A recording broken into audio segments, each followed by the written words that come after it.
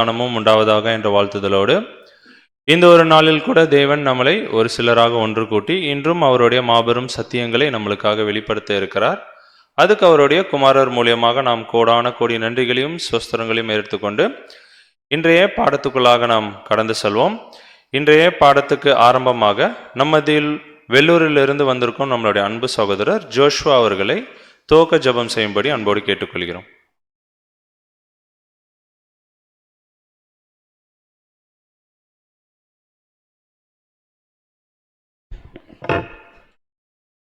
ஜெபிப்போம். வானாதி வானங்களில் வீற்றிருந்து இந்த பூமியின் மனுமக்களாக இருக்கிற எங்களை கண்ணோக்கி பார்த்து கொண்டு இருக்கிறதான அன்பின் பரலோக பிதாவே, அப்பா, ஆசீர்வதிக்கப்பட்டதான இந்த மாலை வேளையில் கூட தகப்பனே, எங்களையும் ஒரு கூட்டத்தாராக ஒன்று கூட்டி தேவநாய கர்த்தாவுடைய மாபெரும் சத்தியங்களையும் ரகசியங்களையும் கற்றுக்கொள்ளத்தக்கதாகவும் தகப்பனே அதை எங்களுடைய வாழ்க்கையில் பிரயோஜனப்படத்தக்கதாகவும் எங்களுக்கு ஒரு வாய்ப்பை ஏற்படுத்தி கொடுத்தமைக்காக கோடான கூடிய நன்றிகளை ஜெபிக்கிறோம். அப்பா, கடந்து போன காலங்களையும் வேலைகளையும் கண்ணையுமே காப்பது போல பாதுகாத்து வழி நடத்தி மீண்டுமாக ஒரு நாளை காண செய்து இந்த ஒரு நாளில் கூட தகப்பனே எங்களுக்கு இந்த ஒரு வாய்ப்பை ஏற்படுத்தி கொடுத்தமைக்காக கோடானுக்கு நன்றிகள் ஜெபிக்கிறோம்ப்பா. தகப்பனே, இந்த நாளில் தகப்பனே நீ படத்திலிருந்து கொடுக்கக்கூடிய சத்தியத்தை தேவநாய கர்த்தாவே நாங்கள் ஒரு காதலே வாங்கி மறுக்காதலே விட்டு விடாதபடிக்கு தகப்பனே, மான்கள் நீரோடை வாஞ்சித்து வருவது போல தகப்பனே நாங்கள் இந்த நேரத்தில் நாங்கள் வந்திருக்கிறோம். நீர் கொடுக்கக்கூடிய தகப்பனே இந்த ஒரு வார்த்தைகளை நாங்கள் கேட்டு எங்கள் இறுதியமாக படையில் எழுதி கொண்டு எங்களுடைய இறுதியமான நேரத்தில் தகப்பனே அது 30, 60, 100 பலன் கொடுக்கத்தக்கதான எங்கள் வாழ்க்கையை நாங்கள் வாழ எங்களுக்கு உதவி செய்ய வேண்டுமா கெஞ்சி முன்னாடி ஜெபிக்கிறோம். இது வரைக்கும் நடத்தின தேவன் இனிமேலும் வரக்கூடிய ஒவ்வொரு வகுப்பிலும் எங்களை தகப்பனே கிருபையாய் வழிநடத்துவீர் என்ற விசுவாசத்தோடு ஜெபிக்கிறோம். தகப்பனே, இந்த கூட்டம் துவக்கம் முதல் முடிவு வரைக்கும் உடைய தெய்வீக பிரசனம் எங்களை ஒவ்வொருவரும் குறிந்து ஆட்கொண்டு வழிநடத்த வேண்டுமாய் கூட கெஞ்சி முன்னாடி ஜெபிக்கிறோம். இப்படியா நான் கேட்டதையும் கேட்க வந்து விட்டதுமான சகல நல்லீவுகளையும் எங்கள் ரட்சகரும் மீட்பரும் குருவும் போதுகரும் ஆண்டவருமாய் இருக்கிற இயேசு கிறிஸ்துவின் ஈடுநிட்டு நாமத்தின் மூலமாக ஜெபிக்கிறோம் எங்கள் ஜீவன நல்ல பிதாவே, ஆமென்.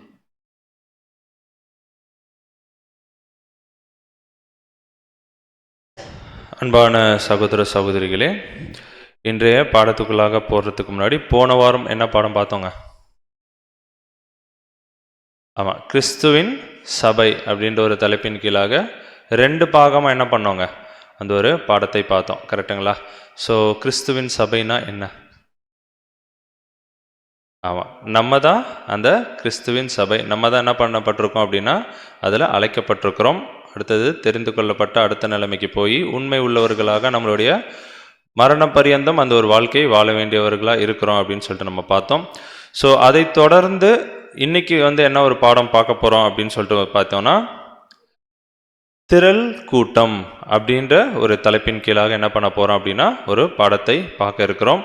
இன்றைய பாடத்தை கூட எடுத்து தரும்படி நம்ம மத்தியில் வந்திருக்கும் அன்பு சகோதரர் ஜோயல் அவர்களை தூது கொடுக்கும்படி அன்போடு அழைக்கிறோம்.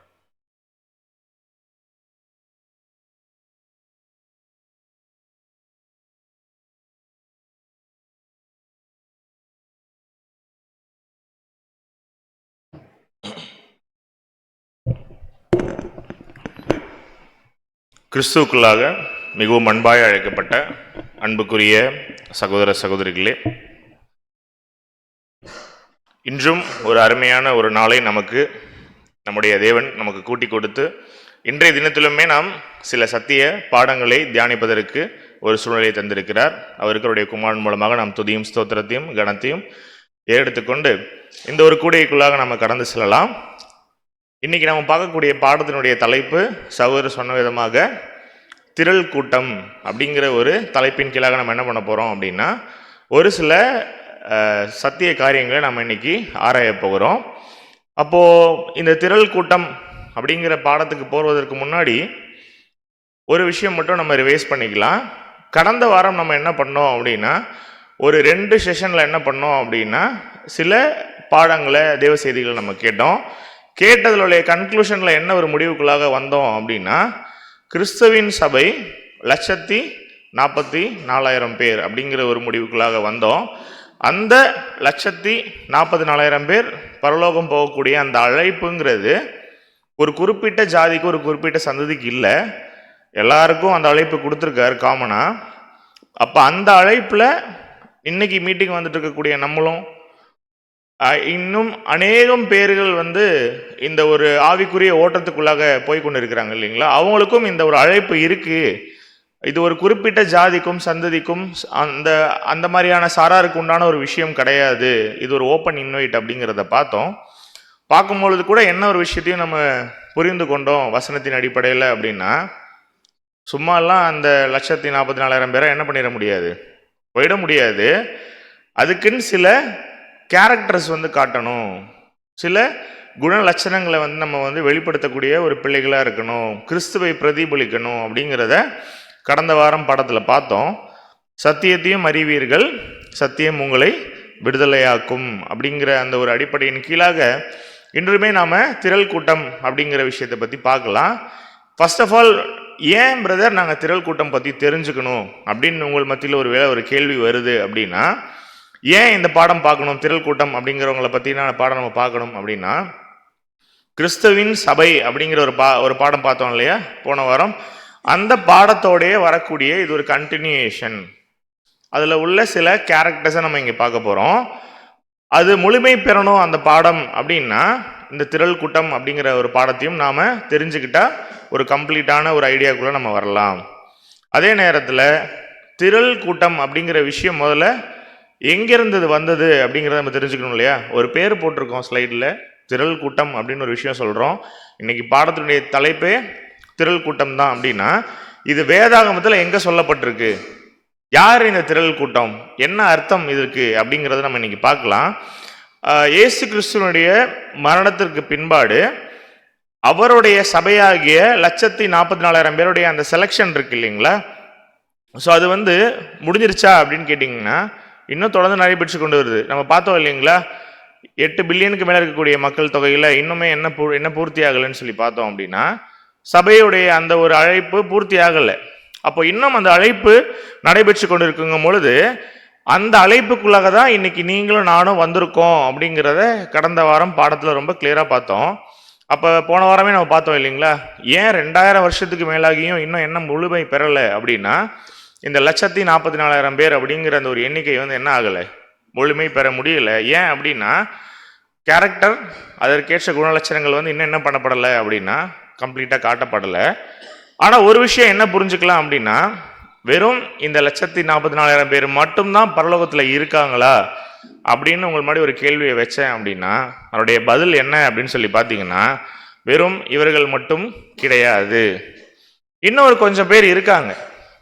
பிரதர் போன வாரம் தான் சொன்னீங்க பரலோகம் போகக்கூடிய நபர்களுடைய எண்ணிக்கை என்னன்னு சொல்லி பார்த்தீங்க, 1,44,000 பேர் அப்படின்னா சபை வகுப்பார், கிறிஸ்துவின் மனவாட்டி அப்படிங்கிற அந்த ரோலில் போக வேண்டியவங்களுடைய எண்ணிக்கை தான் நம்ம என்ன அப்படின்னு சொல்லி பார்த்தீங்கன்னா 1,44,000 பேர் அப்படிங்கிறத வசனத்தின் அடிப்படையில் ரொம்ப கிளியராக பார்த்துட்டோம். அப்போ இன்னும் ஒரு கொஞ்சம் பேர் எங்கே போகிறாங்க அப்படின்னா பரலோகத்துக்கு போகிறாங்க. ஸோ அந்த விஷயத்தை தான் இன்றைக்கி நம்முடைய பாடத்தில் பார்க்க போகிறோம். ஆனால் ஒரு விஷயம் ரொம்ப கிளியர், இன்றைக்கி நம்ம பார்க்கக்கூடிய கொஞ்சம் பேர் யார் கிடையாது அப்படின்னா சபை வகுப்பார் கிடையாது. அவங்களுடைய பேர் என்ன, வேதாகமம் சொல்லக்கூடிய அவர்களுடைய பேர் என்ன அப்படின்னா திரள் கூட்டம் அப்படின்னு சொல்லி பார்க்குறோம். அப்போது நம்ம இந்த வசனம் வாசிச்சிடலாம். இதில் தான் நம்ம போன வாரம் கன்க்ளூட் பண்ணி முடித்தோம். வெளிப்படுத்தல் 17-14 வாசிக்கலாம். வெளிப்படுத்தல் 17ஆம் அதிகாரம் 14ஆம் வசனம். அவரோடு கூட இருக்கிறவர்கள் அழைக்கப்பட்டவர்களும் தெரிந்து கொள்ளப்பட்டவர்களும் உண்மையுள்ளவர்களுமாய் இருக்கிறார்கள் என்றான். அப்போ ஃபர்ஸ்ட் என்ன ஒரு விஷயம் புரிஞ்சுக்கலாம் அப்படின்னா, கிறிஸ்துவின் சபை அப்படின்னு சொல்லும் பொழுது எங்கிருந்து நம்ம ஸ்டார்ட் பண்ணலாம் அப்படின்னா இந்த வசனத்துல தான் நம்ம ஸ்டார்ட் பண்ணுவோம் இல்லைங்களா. யார் கிறிஸ்துவின் சபை அப்படின்னு கேட்டா, அழைக்கப்பட்டவர்களா இருக்கணும், தெரிந்து கொள்ளப்பட்டிருக்கணும், அதுக்கப்புறம் எப்படி இருக்கணும் அப்படின்னா உண்மை உள்ளவர்கள் அப்படிங்கிற அந்த ஒரு ஸ்டேஜுக்குள்ளாக கடந்திருக்கணும். உதாரணத்துக்கு, ஒருவேளை ஒரு ஆலயத்துக்கு போறவங்க, ஒரு தேவாலயத்துக்கோ இல்லை ஒரு கோயிலுக்கோ போறவங்க எல்லாருமே சபையா, கிறிஸ்துவின் சபையா அப்படின்னு கேட்டா பதில் என்ன? இல்லை, எல்லாருமே கிறிஸ்துவின் சபை இல்லை. உதாரணத்துக்கு ரொம்ப சிம்பிளா புரியுற மாதிரி எளிய வகையில நான் விளக்குறேன். ஒரு ஆலயத்துக்கு போறோம் அப்படின்னா நல்லவங்களும் அந்த ஆலயத்துக்கு வருவாங்க, சில நேரம் என்ன பண்ணிட்டு வருவாங்க, தப்பு பண்ணிட்டும் வந்திருப்பாங்க உள்ளர. ஆலயத்துக்கு உள்ள வரவங்க எல்லாருமே கிறிஸ்துவின் சபை அப்படின்னு நீங்க சொல்லிட்டீங்கன்னா அது கிறிஸ்துவின் சபையா அப்படின்னு கேட்டீங்கன்னா அப்படி கிடையாது. ஒரு பில்டிங்குள்ள போறவங்க எல்லாரையுமே நம்ம என்ன பண்ணிட முடியாது, அவங்களாம் சபை வகுப்பார் அப்படின்னு சொல்லிட முடியாது. சபையில நல்ல மக்களும் இருப்பாங்க, கெட்ட மக்களும் இருப்பாங்க. அப்போ அது என்ன ஒரு மீனிங் தரல அப்படின்னா, யாரெல்லாம் சண்டே ஒரு ஆலயத்துக்கு போய் உட்கார்ந்து அந்த டைமை ஸ்பெண்ட் பண்ணுறாங்களோ அவங்க எல்லாருமே கிறிஸ்துவின் சபையா அப்படின்னு கேட்டால் இல்லை. கிறிஸ்துவின் சபை அப்படின்னா அதனுடைய அர்த்தம் என்ன அப்படின்னா, அதற்குனே சில கிரைட்டீரியா இருக்கு. கிரைட்டீரியானா என்ன? சில குவாலிஃபிகேஷன் செக் பாயிண்ட்ஸ் இருக்கு. ஒரு சபைனா இப்படிதான் இருக்கணும் அப்படிங்கிறத போன வாரம் 2வது பாகத்தில் பார்த்தோம் இல்லைங்களா? ஒரு கிறிஸ்துவின் சபையா மாறணும் அப்படின்னா, கிறிஸ்துவோட போய் அரசாட்சி செய்யணும் அப்படின்னா அவங்களுக்கே உரித்தான சில குண லட்சணங்கள் அவங்க கிட்ட என்ன பண்ணப்படணும் அப்படின்னா காணப்படணும் அப்படின்னு சொல்லி பார்த்தோம். சபை வகுப்பார் நல்ல அந்த மாதிரியான ஆவியின் கனிகள் என்ன பண்ணியிருக்கணும் அப்படின்னா நிறைந்தவர்களாக இருக்கணும் அப்படின்னு சொல்லி பார்த்தோம். முதல்ல ஃபர்ஸ்ட் அழைப்பு தராரு. உலகத்தில் உள்ள எல்லா மக்களுக்கும், எல்லா ஜாதியாருக்கும், எல்லாருக்குமே அழைப்பை கொடுக்குறாரு. நம்ம இப்போ கூட இதில் தான் இருக்கோம், எந்த ஒரு ஸ்டேஜில் தான் இருக்கோம்னு சொல்லி பார்த்தோம் அப்படின்னா அழைக்கப்பட்ட நிலைமையில் இருக்கோம் அப்படிங்கிறத நம்ம ரொம்ப கிளியராக பார்த்தோம். என்ன ஒரு விஷயம் நம்ம புரிஞ்சுக்கலாம் அப்படின்னா, அநேக உலக ஜனங்கள் சொல்வதற்கு கடினமாக தான் இருக்குது, எந்த ஸ்டேஜ்லேயே தங்களுடைய ஓட்டத்தை விட்டுறாங்க அப்படின்னா அழைக்கப்பட்ட நிலைமையிலேயே விட்டுறாங்க. இந்த தெரிந்து கொள்ளப்பட்ட நிலைமைக்கு போகக்கூடிய வகுப்பாரே எப்படின்னு சொல்லி பார்த்தீங்கன்னா ஒரு 1% தான். 99% பேர் என்ன பண்ணிடுறாங்க அப்படின்னா அழைக்கப்பட்ட நிலைமையிலேயே அந்த ஆவியின் கனிகளை காட்டாம, குண லட்சணங்களை காட்டாம என்ன பண்ணிடுறாங்க அப்படின்னா இந்த ஓட்டத்திலேருந்து வழி விலகி போயிடுறாங்க அப்படின்னு சொல்லி பார்க்குறோம். ஆனால் உள்ள வரவங்க எத்தனை பேர் அப்படின்னு சொல்லி பார்த்தீங்கன்னா ரொம்ப கொஞ்சம் பேர் தான். அவங்க தான் தெரிந்து கொள்ளப்பட்ட நிலைமையில இருக்காங்க. அந்த தெரிந்து கொள்ளப்பட்ட நிலைமையில் இருக்கக்கூடிய எல்லாரும் பரலோகம் போயிடுறாங்களா அப்படிங்கிற ஒரு கேள்வி அவங்க முன்னாடி வைக்கும் பொழுது, உண்மை உள்ள நிலையை யார் கடக்கிறாங்களோ அவர்கள் தான் கிறிஸ்துவின் உண்மையான சபை வகுப்பாரா என்ன பண்றாங்க அப்படின்னா பரலோகத்துக்குள்ள போறாங்க. பரலோகத்துக்குள்ள போகக்கூடிய கிறிஸ்துவின் சபை வகுப்பாருடைய எண்ணிக்கை எத்தனை? 1,44,000 பேர் இல்லைங்களா? ஸோ இதுல ரொம்ப கிளியரா இருக்கணும். இதுதான் அழைக்கப்பட்டவர்கள் அநேகர், தெரிந்து கொள்ளப்பட்டவர்கள் சிலர், உண்மை உள்ளவர்கள் வரணும் அந்த ஸ்பான்டேனியஸாவே 1,44,000 பேர் அப்படிங்கிற ஒரு விஷயம். அப்போ ஒரு விஷயம் கிளியரா புரிஞ்சுக்கலாம், சொல்றதை நல்லா கவனிங்க. அழைக்கப்பட்ட எல்லாரும் 1,44,000 பேரா மாறிட முடியாது. ஆனா ஒரு விஷயம் மட்டும் கன்ஃபார்மு, ஒருத்தர் 1,44,000 பேரா மாறணும்னா அவர் முதல்ல என்ன பண்ணப்பட்டிருக்கணும்? அழைக்கப்பட்டிருக்கணும் இல்லைங்களா? அழைக்கப்பட்ட எல்லாருமே சபை வகுப்பார் கிடையாது. ஆனா ஒருத்தர் சபை வகுப்பாரா மாறணும் அப்படின்னா நிச்சயம் அவர் அழைக்கப்பட்டிருக்கணும். இப்போ நம்ம எல்லாருமே என்ன ஸ்டேஜில் இருக்கோம்னு சொல்லி அடிக்கடி பார்க்குறோம் அப்படின்னா அழைக்கப்பட்ட நிலைமையில் இருக்கோம். ஒருவேளை நம்ம கேரக்டர் காட்டி, நல்ல குணலட்சணம் காட்டி, ஆவியின் கனிகளை வெளிப்படுத்தணும் அப்படின்னா ஷியோரா என்ன ஆயிடலாம்? உண்மையுள்ள நிலைமை 1,44,000 பேர்ல நாமளும் ஒருவராக மாறிடலாம் அப்படிங்கிறத ரொம்ப கிளியரா புரிஞ்சுக்கலாம். ஸோ அந்த வசனத்தை தான் நம்ம எங்க பார்த்தோம் அப்படின்னா போன வாரம் யோவான் காண்கிற அந்த வெளிப்படுத்தல் விசேஷத்துல வரக்கூடிய காட்சியில பார்த்தோம், தரிசனத்துல இல்லைங்களா? வாசிக்கலாம். வெளிப்படுத்தல் விசேஷம் 14:1. வெளிப்படுத்தின விசேஷம் 14ஆம் அதிகாரம் 1ஆம் வசனம். பின்பு நான் பார்த்தபோது இதோ சீயோன் மலையின் மேல் ஆட்டுக்குட்டியானவரையும் அவரோட கூட அவருடைய பிதாவின் நாமம் தங்கள் நெற்றிகளில் எழுதப்பட்டிருந்த 1,44,000 பேரையும் நிற்க கண்டேன். அப்போ ஆட்டுக்குட்டியானவருடைய அவருடைய கூட எத்தனை பேர் இருக்காங்க இந்த சீன்ல அப்படின்னா 1,44,000 பேர் யாரோட இருக்காங்கன்னா ஆட்டுக்குட்டியானவர் கூட இருக்காங்க. ஆட்டுக்குட்டியானவருடைய பிதா அவரோட நாமம் நெற்றியில் எழுதப்பட்ட 1,44,000 பேர் அப்படின்னு சொல்லி போட்டிருக்கு. இவங்க தான் யாருன்னு சொல்லி பார்த்தோம் அப்படின்னா கிறிஸ்துவின் சபை. இவங்க மட்டும்தான் பரலோகம் போறாங்களா அப்படின்னு ஒரு மாதிரி ஒரு கேள்வியை வச்சா பதில் என்ன? இல்லை, ஆமா கிடையாது. இவர்கள் மட்டுமே தான் பரலோகம் போறாங்களா அப்படின்னா ஆன்சர் நோ. ஏன் அப்படின்னா இதே யோவான் வெளிப்படுத்தல் விசேஷத்துல 7ஆம் அதிகாரத்திலே இன்னொரு காட்சியை காண்கிறாரு. அப்போ இதுல வேற குரூப் இருக்காங்க, அதை வாசிச்சிடலாம். வெளிப்படுத்தல் 7ஆம் அதிகாரம் 1-3 வசனங்கள் முடிய நம்ம தொடர்ந்து வாசிக்கலாம். வெளிப்படுத்தல் 7ஆம் அதிகாரம் வசனங்கள் 1 முதல் 3 முடிய. இவைகளுக்கு பின்பு பூமியின் 4 திசைகளிலும் 4 தூதர்கள் நின்று பூமியின் மேலாவது, சமுத்திரத்தின் மேலாவது, ஒரு மரத்தின் மேலாவது, காற்று அடியாதபடிக்கு பூமியின் 4 காற்றுகளையும் பிடித்திருக்க கண்டேன். ஜீவனுள்ள தேவனுடைய முத்திரை கோலையுடைய வேறொரு தூதன் சூரியன் உதிக்கும் திசையிலிருந்து ஏறிவர கண்டேன்.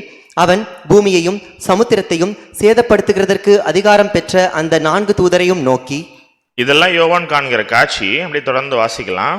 நாம் நமது தேவனுடைய ஊழியக்காரரின் நெற்றிகளில் முத்திரை போட்டு தீரும் அளவும் பூமியையும் சமுத்திரத்தையும் மரங்களையும் சேதப்படுத்தாதிருங்கள் என்று மகா சத்தமிட்டு கூப்பிட்டான். ஓகே, அதோட கண்டினியூஷன் தான் இந்த வசனம். வாசிச்சிடலாம். வெளிப்படுத்தல் 7:4. வெளிப்படுத்தல் 7ஆம் அதிகாரத்துல இருந்து 1ல இருந்து 4 வசனம் வரைக்கும் பாக்குறோம். இதெல்லாம் நம்ம போன வாரமே வாசிச்சதுதான் இல்லைங்களா? 1-2 வசனங்கள் தான் நம்ம தியானிக்கல. வாசிக்கலாம். 4ஆம் வசனம். முத்திரை போடப்பட்டவர்களின் தொகையை சொல்ல கேட்டேன். இஸ்ரேல் புத்திரருடைய சகல கோத்திரங்களிலும் முத்திரை போடப்பட்டவர்கள் 144,000 பேர். இதுக்குதான் ரொம்ப கிளியரா 2ஆம் பாகத்துல விளக்கம் பார்த்தோம் இல்லைங்களா? அப்ப அந்த என்ன குணலட்சணம் காட்டினா இந்த கிறிஸ்துவின் சபையா போக முடியும்னு. அப்ப இங்க ஒரு இன்சிடென்ட் சொல்றாரு. நெத்தியில முத்திரை போடப்பட்டவர்களுடைய எண்ணிக்கை என்ன அப்படின்னா 144,000 பேர் அப்படின்னு. இதை தொடர்ந்து வாசிக்கும் பொழுது இதே வெளிப்படுத்தல் 7:9 வசனம் இருக்கு. வாசிக்கலாம். இங்கதான் நம்முடைய பாடத்தினுடைய டைட்டில் வருது அப்படின்னு சொல்லி பார்க்கலாம். 9ஆம் வசனம். இவைகளுக்கு பின்பு நான் பார்த்தபோது இதோ சகல ஜாதிகளிலும் கோத்திரங்களிலும் ஜனங்களிலும் பாஷைக்காரரிலும் இருந்து வந்ததும் ஒருவனும் எண்ணக்கூடாததுமான திரளான கூட்டமாகிய ஜனங்கள் வெள்ளை அங்கிகளை தரித்து தங்கள் கைகளில் குருத்தோலைகளை பிடித்து சிங்காசனத்திற்கு முன்பாகவும் ஆட்டுக்குட்டியானவருக்கு முன்பாகவும் நிற்க கண்டேன். அப்போ 144,000 பேரை ஃபர்ஸ்ட் ஒரு தரிசனத்துல பார்த்துட்டாரு யோவானு.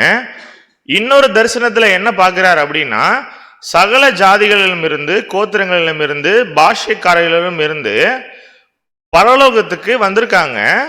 ஒருவரும் எண்ணக்கூடாததுமான, கவுண்ட் பண்ண முடியல, 144,000 பேர் மாதிரி என்ன பண்ண முடியல, கவுண்ட் பண்ண முடியல. ஒருவரும் எண்ணக்கூடாததுமான திரளான கூட்டமாகிய ஜனங்கள். ஸோ இவங்களை தான் நம்ம பாடத்தினுடைய தலைப்புல பார்க்குறோம். யார் இவங்க அப்படிங்கிறதான் இன்னைக்கு நம்மளுடைய பாடத்துல தியானிக்க போறோம். இவங்க யாரா? திரளான கூட்டமான ஜனங்கள் அப்படின்னு சொல்லி பார்க்குறோம். இவர்களுக்கு தான் என்ன பேர் வைக்கிறோம் அப்படின்னா திரள் கூட்டம் அப்படின்னு சொல்லிட்டு புரியும் வகையில் நம்ம சிம்பிளா சொல்றோம். அப்ப இவங்க என்ன, இவங்களுடைய ஐடென்டிபிகேஷன் என்ன, இந்த வகுப்பாரை எப்படி நம்ம கண்டறியறது அப்படின்னா வெள்ளை அங்கிகளை தரித்து கையில் குறித்தோலைகளை பிடித்து கொண்டு போறாங்க. இது எங்கேயாவது நடக்கிற மாதிரி இருக்குங்களா? வெள்ளை அங்கிகளை பிடித்து கைகளை குருத்தோலைகளை பிடித்து கொண்டு எங்க பார்க்குறோம்? இதெல்லாம் நம்ம பொதுவாகவே குருத்தோலை ஞாயிறு அப்படின்னு சொல்லிட்டு ஒரு விஷயம் இருக்கும் இல்லைங்களா? என்ன பண்ணுவோம் நம்ம எல்லாரும் ஒயிட் அண்ட் ஒயிட்ஸில் கையில் குறித்தோலைகளை பிடித்து கொண்டு போயிட்டு இருப்பாங்க. இந்த தரிசனத்தில் யார் போயிட்டு இருக்கா அப்படின்னா சபை வகுப்பார் போயிட்டு இருக்காங்களா அப்படின்னு கேட்டா யார் போயிட்டு இருக்காவா? திரள் கூட்டம் என்ன பண்ணிட்டு இருக்காங்க? நல்லா யோசிச்சு பாருங்க. அப்போ நம்ம எந்த ஒரு காரியம் செய்தாலும் அதுல என்ன ஒரு ஞானமான அர்த்தம் இருக்கு, அதுல என்ன ஒரு சத்தியம் வெளிச்சம் இருக்கு அப்படிங்கிறத பகிர்ந்து ஆராயக்கூடிய ஒரு பிள்ளைகளா நம்ம இருக்கோம்.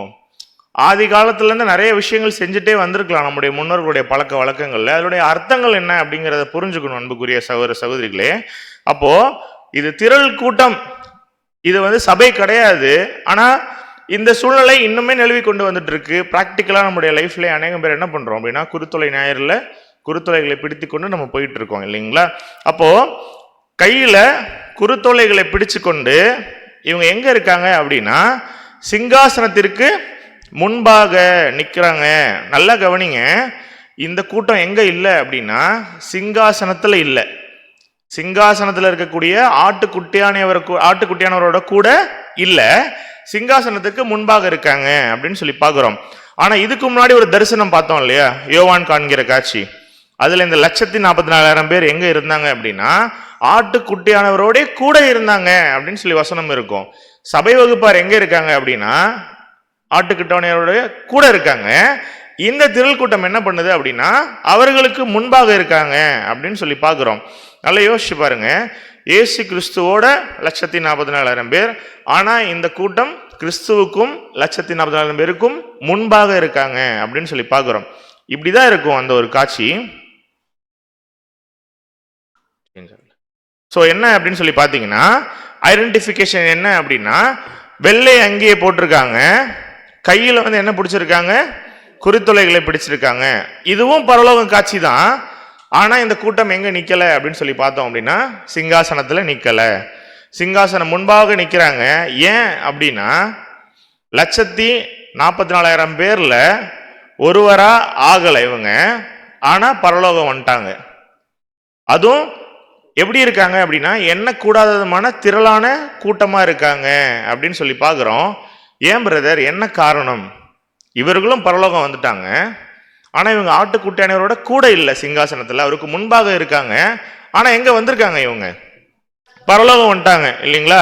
அப்ப இதுக்கு காரணம் என்ன அப்படின்னு சொல்லி கேட்டீங்கன்னா, 1,44,000 பேர் கிறிஸ்துவின் சபை, கிறிஸ்துவின் மனவாட்டி பரலோகம் போறதுக்கு எடுத்த ரூட் வேற, இந்த திரள் கூட்டம் இருக்காங்க இல்லைங்களா, இவர்கள் அவருடைய கையில எடுத்த ரூட்டு வேற.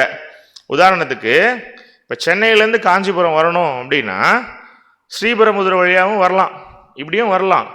தாம்பரம் வழியாகவும் இன்னொரு ரூட் இருக்கு இல்லைங்களா, வந்து ஜாயின் பண்ணிக்கலாம்.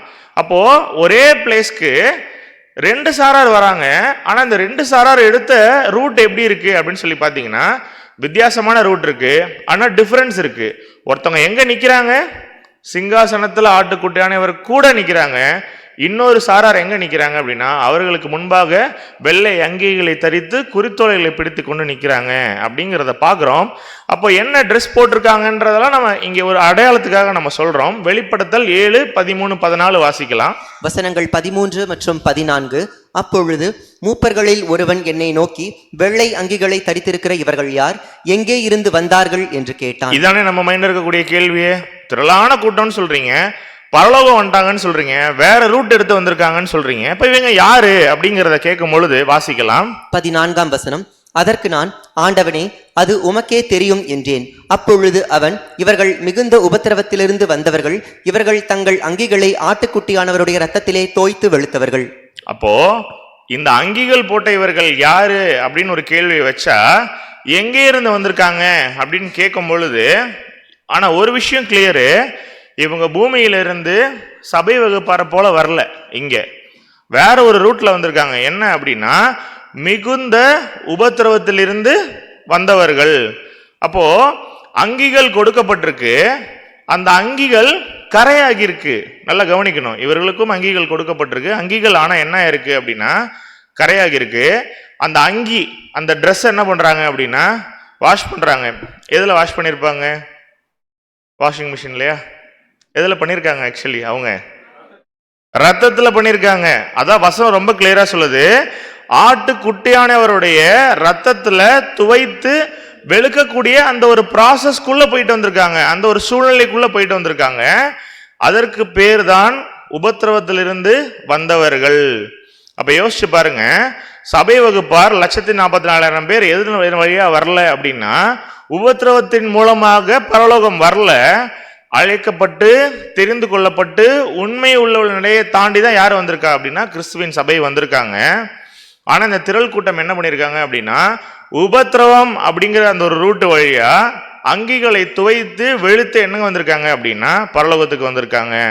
ஆனா ஒண்ணு மட்டும் கிளியரு, இந்த திரள் கூட்டம் வந்த டைம்ல என்ன சூழ்நிலை இருந்திருக்கு அப்படின்னா உபத்திரவம் நிறைந்த காலப்பகுதியே கடந்து வந்திருக்காங்க அப்படிங்கிறத மட்டும் தெரிஞ்சுக்கலாம் இல்லைங்களா? அப்ப இப்ப என்ன கேள்வி மைண்டு வருது? உபத்திரவம் நிறைந்த காலப்பகுதிங்கிறது எப்போது அப்படிங்கிறத, எப்போ வரப்போகுது அப்படிங்கிற ஒரு கேள்வி நம்ம மைண்டுக்குள்ள வருது இல்லைங்களா? ஏன்னா 2 ரூட் எடுத்திருக்காங்க, ஒரு ரூட்ல உபத்திரவத்தை தாண்டி வந்திருக்காங்க. ஆனா இவங்க யாரு இல்லை அப்படின்னா சபை இல்லை, திரள் கூட்ட வகுப்பார் அப்படின்னு பார்க்கும் பொழுது இந்த உபத்திரவமான சூழ்நிலைகள் எப்போ வரப்போகுது அப்படிங்கிறத வாசிக்கலாம். வெளிப்படுத்தல் 7, 1, 2 ஆல்ரெடி வாசிச்சோம் இல்லைங்களா? இதை திரும்பியும் வாசிக்கிறோம், இப்போ கிளியரா புரியும் பாருங்க. வசனங்கள் 1 மற்றும் 2. இவைகளுக்கு பின்பு பூமியின் 4 திசைகளிலும் 4 தூதர்கள் நின்று பூமியின் மேலாவது சமுத்திரத்தின் மேலாவது ஒரு மரத்தின் மேலாவது காற்று அடியாதபடிக்கு பூமியின் 4 காற்றுகளையும் பிடித்திருக்க கண்டேன். அப்ப என்ன இங்க ஒரு விஷயம் புரிஞ்சுக்கலாம் அப்படின்னா 4 திசைகள்ல 4 தூதர்கள் நிக்கிறாங்க. 4 திசைகள்னா என்ன? நல்ல திசை, கெட்ட திசை, அந்த மாதிரியா? கிழக்கு, மேற்கு, வடக்கு, தெற்கு இல்லைங்களா? இந்த 4 திசைகள்ல இருந்து எத்தனை தூதர்கள் நிக்கிறாங்களாம்? ஒவ்வொரு திசைக்கு ஒருத்தரா 4 தூதர்கள் நிக்கிறாங்க. வாசிக்கலாம். பூமியின் மேலாவது சமுத்திரத்தின் மேலாவது ஒரு மரத்தின் மேலாவது காற்று அடியாதபடிக்கு பூமியின் 4 காற்றுகளையும் பிடித்திருக்க கண்டேன். ஜீவனுள்ள தேவனுடைய முத்திரை கோலையுடைய வேறொரு தூதன் சூரியன் உதிக்கும் திசையிலிருந்து ஏறி வர கண்டேன். அவன் பூமியையும் சமுத்திரத்தையும் சேதப்படுத்துகிறதற்கு அதிகாரம் பெற்ற அந்த 4 தூதரையும் நோக்கி.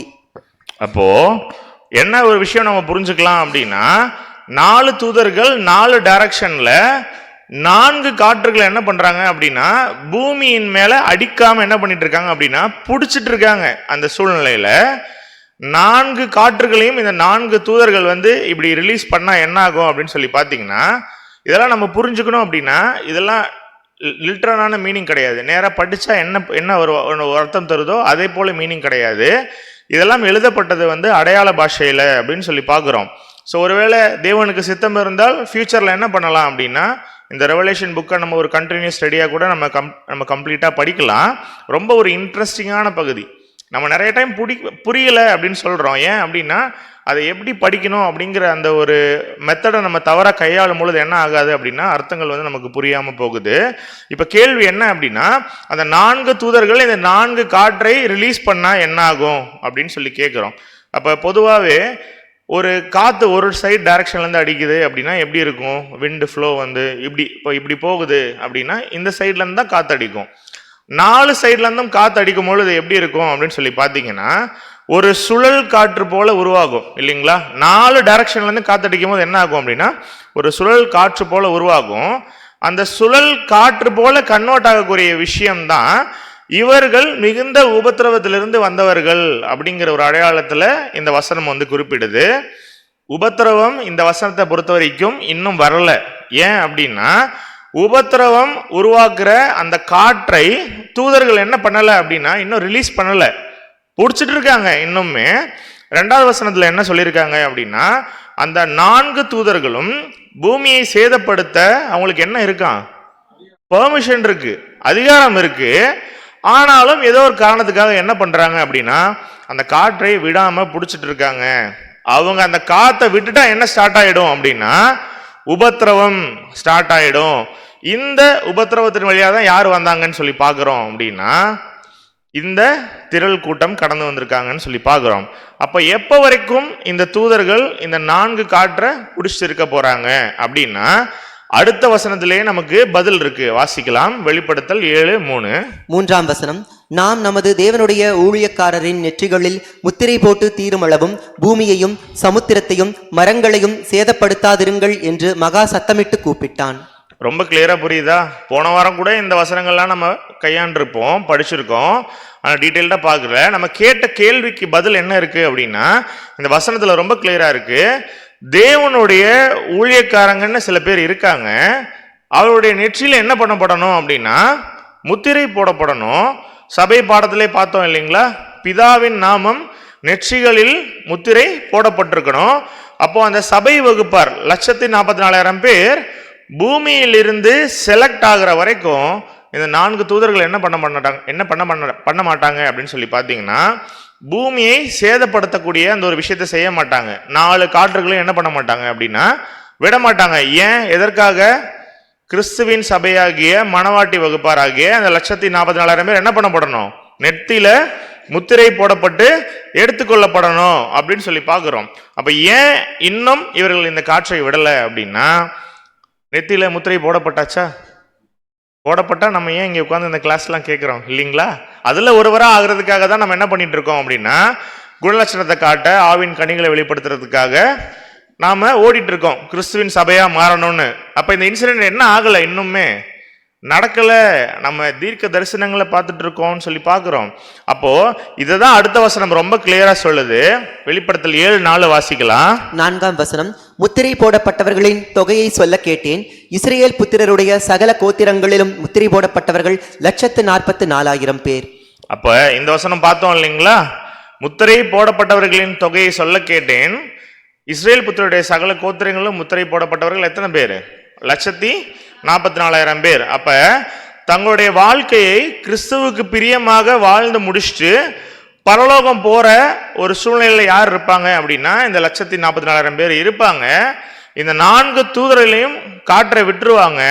அப்போ விட்டாங்கன்னா என்ன ஸ்டார்ட் ஆகும் அப்படின்னு சொல்லி பார்த்தோம்னா உபத்திரவம் ஸ்டார்ட் ஆகும் இந்த பூமியில.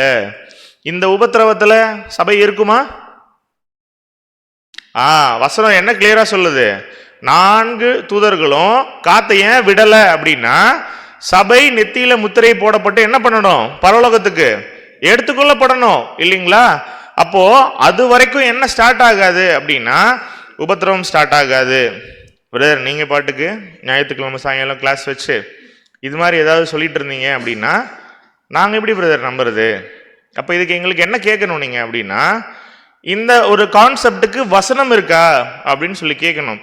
இதே வெளிப்படுத்தல் 7 நாள்ல பார்த்திருக்கக்கூடிய இந்த ஒரு விஷயத்துக்கு இதை கரெக்டா மேட்ச் பண்ண மாதிரி ஒரு வசனம் ஏசாயால இருக்கு. வாசிக்கலாம். ஏசாயா 57:1. ஏசாயா 57ஆம் அதிகாரம் 1ஆம் வசனம். நீதிமான் மடிந்து போகிறான், ஒருவரும் அதை மனதில் வைக்கிறதில்லை. புத்திமான்கள் எடுத்துக்கொள்ளப்படுகிறார்கள், ஆனாலும் தீங்கு வராததற்கு முன்னே நீதிமான் எடுத்துக்கொள்ளப்படுகிறான் என்பதை சிந்திப்பார் இல்லை. வசனம் ரொம்ப கிளியரா இருக்கா? புரியுதுங்களா? இப்போ புத்திமான்கள் எடுத்துக்கொள்ளப்படுறாங்க. இதுதான் ரொம்ப இம்பார்ட்டன்டான பாயிண்ட். தீங்கு வராததற்கு முன்பாகவே நீதிமான் என்ன பண்றானாமா? எடுத்துக்கொள்ளப்படுறான். எங்க? சபை வகுப்பாரா? 1,44,000 பேரா? நெற்றிகள்ல முத்திரை போடப்பட்டு என்ன பண்றாங்க அப்படின்னா, உபத்திரவம் இந்த பூமியில ஸ்டார்ட் பண்றதுக்கு முன்னாடியே இந்த கிறிஸ்துவின் சபை என்ன பண்றாங்க அப்படின்னா, பூமியை விட்டு போயிடுறாங்க. இவங்க போனதுக்கு அப்புறம் என்ன ஆகுது அப்படின்னு சொல்லி பாத்தீங்கன்னா, அந்த 4 தூதர்களும் என்ன பண்ணிடுறாங்க? உபத்திரவத்தை அனுமதிக்கிறாங்க அப்படின்னு சொல்லி பாக்குறோம். இதை இப்படி சொல்லாம எப்படி சொல்லலாம் அப்படின்னா, இந்த 1,44,000 பேர் எப்ப அவர்களுடைய கோர்ஸை முடிக்கிறாங்களோ, 1,44,000 பேர்ல கடைசி ஒரு நபர் எப்ப தன்னுடைய கோர்ஸை முடிக்கிறாங்களோ அப்ப என்ன பண்ணிடுவாங்க? இந்த 4 தூதர்களுமே இந்த 4 காற்றை விட்டுருவாங்க. அப்படி விட்டுட்டா என்ன ஸ்டார்ட் ஆயிடும் அப்படின்னு சொல்லி பார்த்தோம் அப்படின்னா, இந்த பூமியில உபத்திரவம் ஸ்டார்ட் ஆயிடும். உபத்திரவம் கடைசியில ஆரம்பிக்க போகுது, கடைசி காலத்துல ஆரம்பிக்க போகுது அப்படிங்கிறத யாரே வேதாகமத்துல சொல்லியிருக்காங்க அப்படின்னு சொல்லி பாத்தீங்கன்னா, நம்முடைய ஆண்டவரே சொல்லியிருக்கார் இல்லைங்களா?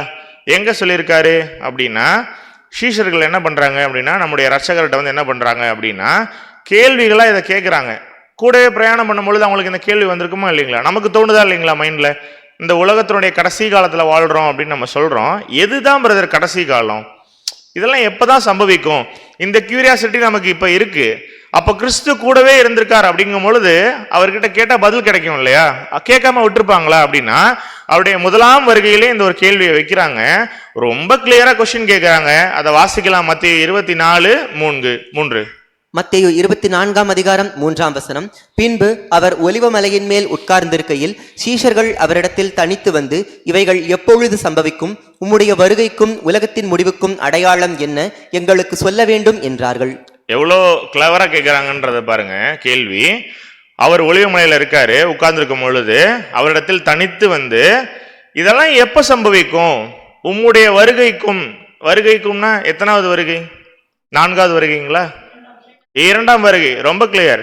அவருடைய 2ஆம் வருகைக்கும் உலகத்தின் முடிவுக்கும் அடையாளம் என்ன? ஏதாவது ஒண்ணு காட்டுங்க, அடையாளம் சொல்லுங்க. இப்படி இப்படிலாம் நடந்தா இதெல்லாம் சம்பவிக்கும் அப்படிங்கிற அடையாளம் சொல்லுங்க அப்படின்னு சொல்லி ரொம்ப கிளியரா கேட்கிறாங்க. கேட்டதுக்கு இயேசு கிறிஸ்து சொல்லியிருப்பாருங்களா? நிச்சயமா சொல்லியிருப்பாரு. அதே இதை மத்தேயு 24 வாசிச்சீங்கன்னா நிறைய க்ளூஸ் கொடுக்குறாரு அவங்களுக்கு எப்படி இதெல்லாம் சம்பவிக்க போகுதுன்னு. அதுல ரொம்ப இம்பார்ட்டன்டான ஒரு விஷயத்தை நம்ம லிங்க் பண்ணலாம் இங்க. மத்தேயு 24:21. 21ஆம் வசனம். ஏனெனில் உலகம் உண்டானது முதல் இதுவரைக்கும் சம்பவித்திராததும் இனிமேலும் சம்பவியாததுமான மிகுந்த உபத்திரவம் அப்பொழுது உண்டாயிருக்கும். அப்ப என்ன சொல்லிட்டாரு அப்படின்னா, இந்த மகா உபத்திரவம் அப்படிங்கிற ஒரு விஷயம் இல்ல, உபத்திரவ காலம்னு ஒண்ணு பார்த்தோம் இல்லையா? 4 தூதர்கள் வந்து உபத்திரவத்தை அனுமதிக்கிறாங்கன்னு. இந்த விஷயத்தை யாரே அட்ரஸ் பண்ணியிருக்கா அப்படின்னா, தன்னுடைய முதலாம் வருகையில இயேசு கிறிஸ்துவே பண்ணியிருக்காரு. ஸோ வசனத்தை பார்க்குறோம், ரெவலேஷன்ல சொல்லியிருக்கு. ஆனா ஆண்டவர் அவருடைய முதலாம் வருகையிலே இதை சொல்லிட்டாரு. இந்த உபத்திரவம் இதுக்கு முன்னாடி என்ன பண்ணது இல்லையா? வந்தது இல்லையா? இனியும் இப்பேற்பட்ட ஒரு உபத்திரவம் வரப்போறதும் இல்லை. அதான் வசனம் சொல்லுது. இதுவரைக்கும் சம்பவித்திராததும் இனிமேலும் சம்பவியாததுமான மிகுந்த உபத்திரவம். முன்னாடியே இது மாதிரி அப்படி ஒரு உபத்திரவமே இல்லையா? இனிமே அந்த மாதிரி ஒரு உபத்திரவம் வராது, அப்பேற்பட்ட ஒரு உபத்திரவம் வரும் அப்படின்னு. இதற்கு தான் நம்ம பேர் வச்சிருக்கோம். என்ன பேரு அப்படின்னா, மகா உபத்திரவ காலம். யோசிச்சு பாருங்க, இந்த மகா உபத்திரவ காலம் அப்படின்னா என்ன பிரதர்? அது எப்படி பிரதர் புரிஞ்சுக்கலாம் அப்படின்னா, இந்த காலம் என்ன அப்படின்னா, பூமியில் யார் யாரெல்லாம் ரொம்ப ஸ்ட்ராங்கா இருக்காங்களோ, ஸ்ட்ராங்கா இருக்கிறதா நினைச்சிட்டு இருக்காங்களோ, உதாரணத்துக்கு வல்லரசு நாடுகளா இருக்கட்டும். ஸோ யாரும் எங்களை ஒன்றும் பண்ண முடியாது அப்படிங்கிற மென்டாலிட்டியில சில கோத்திரங்கள், ஜாதிகள், சில நாடுகள் இருக்கும் இல்லைங்களா? இப்பேற்பட்டத்துல எண்ணத்துல இருக்கும் பொழுது அவருடைய அழிவின் காலப்பகுதியை தான் மகா உபத்திரவம் காலப்பகுதி அப்படின்னு சொல்லிட்டு வேதாகமம் அடையாளப்படுத்துது. என்ன ஆச்சரியம் அப்படின்னா, இப்பேற்பட்ட பலவான்களுக்கு வரக்கூடிய அந்த அழிவை யார் பார்க்க போறது இல்லை அப்படின்னு சொல்லி பார்த்தீங்கன்னா, சபை வகுப்பார் பார்க்க போறது இல்லை. ஏன்? என்ன சொல்லிட்டோம் நம்ம வசனத்துல? இந்த உபத்திரம் ஸ்டார்ட் ஆகிறதுக்கு முன்னாடி என்ன பண்ணப்படணும்? சபை வகுப்பார் எடுத்துக்கொள்ளப்படுவாங்க, நெத்தியில முத்திரை போடப்பட்டு, இல்லைங்களா? யோசிச்சு பாருங்க, பின்னாடி என்னென்ன விஷயங்கள்லாம் நடக்க இருக்குங்கிறத வேதாகமம் சொல்லுது. ஒருவேளை உண்மை கிறிஸ்தவனா அவர் எதிர்பார்க்கிற குணலட்சத்தை காட்டிட்டு கிறிஸ்துவின் சாயலை பிரதிபலிக்கிறோம் அப்படின்னா நமக்கு என்ன இல்லை? பங்கு இல்லை. இந்த மகா உபத்திரவத்துல பங்கு இல்லை அப்படின்னு சொல்லி பார்த்தோம். இந்த மகா உபத்திரவத்தை பத்தி தான் பழைய ஏற்பாட்டு காலப்பகுதியில தீர்க்க தரிசனங்களா அநேக இடங்கள்ல வேதாகமத்துல சொல்லப்பட்டிருக்கு. அதை வாசிக்கலாம். யோயேல் 2:1-2. யோயேல் 2ஆம் அதிகாரம் வசனங்கள் 1 மற்றும் 2. சீயோனிலே எக்காளம் ஊதுங்கள், என் பரிசுத்த பர்வதத்திலே எச்சரிப்பின் சத்தமிடுங்கள், தேசத்தின் குடிகள் எல்லாம் தத்தளிக்க கடவர்கள். ஏனெனில் கர்த்தருடைய நாள் வருகிறது, அது சமீபமாயிருக்கிறது. அது இருளும் அந்தகாரமுமான நாள், அது மப்பும் மந்தாரமுமான நாள். அப்படிப்பட்டது முன் ஒரு காலத்திலும் உண்டானதும் இல்லை, இனி தலைமுறை தலைமுறையாக வரும் வருஷங்களிலும் உண்டாவதும் இல்லை. அப்போ எச்சரிப்பின் சத்தம், எக்காலம் ஊதுங்கள் அப்படின்னா சும்மாலாம் எக்காலம் ஊத மாட்டாங்க. ஒரு எச்சரிப்பின் சத்தத்தை தெரிவிக்கிறதுக்காக தான் என்ன பண்ணுவாங்க அப்படின்னு சொல்லி பார்த்தீங்கன்னா, இந்த எக்காலம் ஊதுவாங்க. ஆபத்து வரப்போகுது அப்படிங்கிற ஒரு இன்ஃபர்மேஷனை சொல்றதுக்கு தான் இந்த எக்காலம் பயன்படுது. கர்த்தரோட நாள் எப்படி இருக்காமா? சமீபமா இருக்கு, இருள் இருக்கு அப்படின்னு சொல்லும் பொழுது என்ன புரிஞ்சுக்க வேண்டாம் அப்படின்னா, அப்ப சூரியனே இருக்காதுங்களா? ரொம்ப இருளா இருக்குமானா அந்த மாதிரியான பொருள் நம்ம சொல்ல போறது இல்லை, இல்லைங்களா? இருள் வெளிச்சத்துக்கெல்லாம் நம்ம முதலாவது கிளாஸ்ல என்ன பண்ணியிருக்கோம் அப்படின்னா அடையாளங்கள் பார்த்துருக்கோம், இல்லைங்களா? இருள்னா இங்க என்ன ஒரு அர்த்தம் தருது அப்படின்னா, என்ன நடக்குதுன்னே தெரியாத நிலைமை. ஜனங்கள் இருப்பாங்க, சுத்தி என்ன நடக்குதுன்னு என்ன பண்ணாது, யாருக்குமே புரியாது. நமக்கு ஃபர்ஸ்ட் கொரோனா வரும்போது நமக்கு ஏதாவது புரிஞ்சதுங்களா? அப்படி ஒரு விஷயம் கேள்விப்பட்டிருக்கோமா இதுக்கு முன்னாடி அப்படின்னா?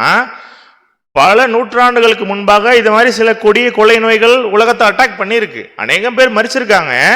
ஆனா நம்ம ஜென்ரேஷன்ல புதுசா ஒரு விஷயம் பார்க்கும்போது எப்படி இருந்தது? அது கிட்ட இந்த சாவை பார்க்குற வரைக்கும் அவருடைய தாக்கம் என்ன நமக்கு என்ன பண்ணல அப்படின்னா புரியல. அநேக நம்ம நேசித்த உறவுகள் என்ன பண்ணோம், அந்த ஒரு விஷயத்துல இழந்து போனாங்க, இல்லைங்களா? அநேக சகோதரர்கள் இதே தமிழ்நாட்டுல. அப்ப யோசிச்சு பாருங்க, சுத்தி என்ன நடக்குதுன்னே இருக்காத தெரியாத ஒரு நிலைமையில நம்ம என்ன பண்ணுவோம் அப்படின்னு சொல்லி பாத்தீங்கன்னா அழிஞ்சிட்டு இருப்போம். ஏன் அழியுதுன்னே தெரியாது, ஆனா நம்மளை சுத்தி இதெல்லாம் நடந்துட்டு இருக்கோம். அப்படிப்பட்ட நாள் இதுக்கு முன்னாடியும் இருந்ததில்ல, இதுக்கு அப்புறமும் வரப்போறதில்ல அப்படிங்கிறத யார் பேசியிருக்கா அப்படின்னா ஆண்டவர் பேசியிருந்தாரு. சோ இதுக்கு முன்னாடியும் நடக்கல, இனியும் அது போல நடக்க போறது கிடையாது அப்படின்னு அவர் சொல்லிட்டாரு. இதுல யாரெல்லாம் மாட்டி அழிய போறாங்க அப்படின்னா, ஒருவேளை எடுத்துக்கொள்ளப்படாத பரலோகம் போகாத ஜனங்கள் என்ன பண்ண போறாங்க அப்படின்னா இதுல சிக்க போறாங்க அப்படிங்கிறத பார்த்தோம். அப்போ இதுல மாட்டி பரலோகம் வந்த குரூப் தான் யாரு அப்படின்னு சொல்லி பாத்தீங்கன்னா நாம இன்னைக்கு பார்க்கக்கூடிய திரள் கூட்டம்.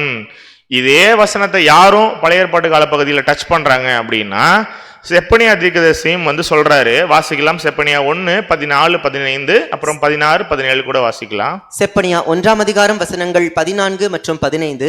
கர்த்தருடைய பெரிய நாள் சமீபித்திருக்கிறது, அது கிட்டிச் சேர்ந்து மிகவும் தீவிரித்து வருகிறது. கர்த்தருடைய நாள் என்கிற சத்தத்துக்கு பராக்கிரமசாலி முதலாய் அங்கே மனங்கசந்து அலறுவான். அந்த நாள் உக்கிரத்தின் நாள், அது இக்கட்டும் இடுக்கமுமான நாள், அது அழிவும் பால் கடிப்புமான நாள், அது இருளும் அந்தகாரமுமான நாள், அது மப்பும் மந்தாரமுமான நாள். அப்போ ஒரு பராக்கிரமசாலி எங்கேயாவது மனம் கசந்து அழுவானா? அப்படி அழுவுறவன் பேரு பராக்கிரமசாலின்னு சொல்லுவோமா? ஆனா என்ன இங்க வசனம் சொல்லுது அப்படின்னா, பராக்கிரமசாலி முதலாய் அங்கே மனம் கசந்து அலறுவான் அப்படின்னா ஒருத்தருமே அப்படி பராக்கிரமசாலி அப்படின்னு சொல்லிக்கிற அளவு கூட அந்த இடத்துல சூழ்நிலை இருக்காது. யோசிச்சு பாருங்க, பணக்காரனோ ஏழையோ ஒரு டெத்துன்னு வந்தா என்னதான் ஆகும்? டெத்து தான். இந்த கோவிடோட தாக்கம் எந்த அளவுக்கு நம்ம கிட்ட இருக்குதுங்கிறத கிட்ட வரும்போது தான் நம்ம புரிஞ்சுக்கிட்டோம். பணக்காரனா இருந்தா பெட்டு கிடைச்சதா, ஆக்சிஜன் கிடைச்சதா, கிடைச்சும் காப்பாற்ற முடிஞ்சதா எல்லாரையும் அப்படின்னா சாதாரண ஒரு டிசீஸ் இது வேதாகமத்துல மகா உபத்திரவ காலம்னு சொல்லப்படலை. உபத்திரவ காலத்துல இருக்கும், அவ்வளவுதான், கடைசி காலத்துல இருக்கும். அப்ப மகா உபத்திரவத்தினுடைய காலம் அப்படிங்கிற விஷயம் எவ்வளவு உக்கிரமா இருக்குன்றதை யோசிச்சு பாருங்க. அப்போ கேட்கவே ரொம்ப பயங்கரமா இருக்கு.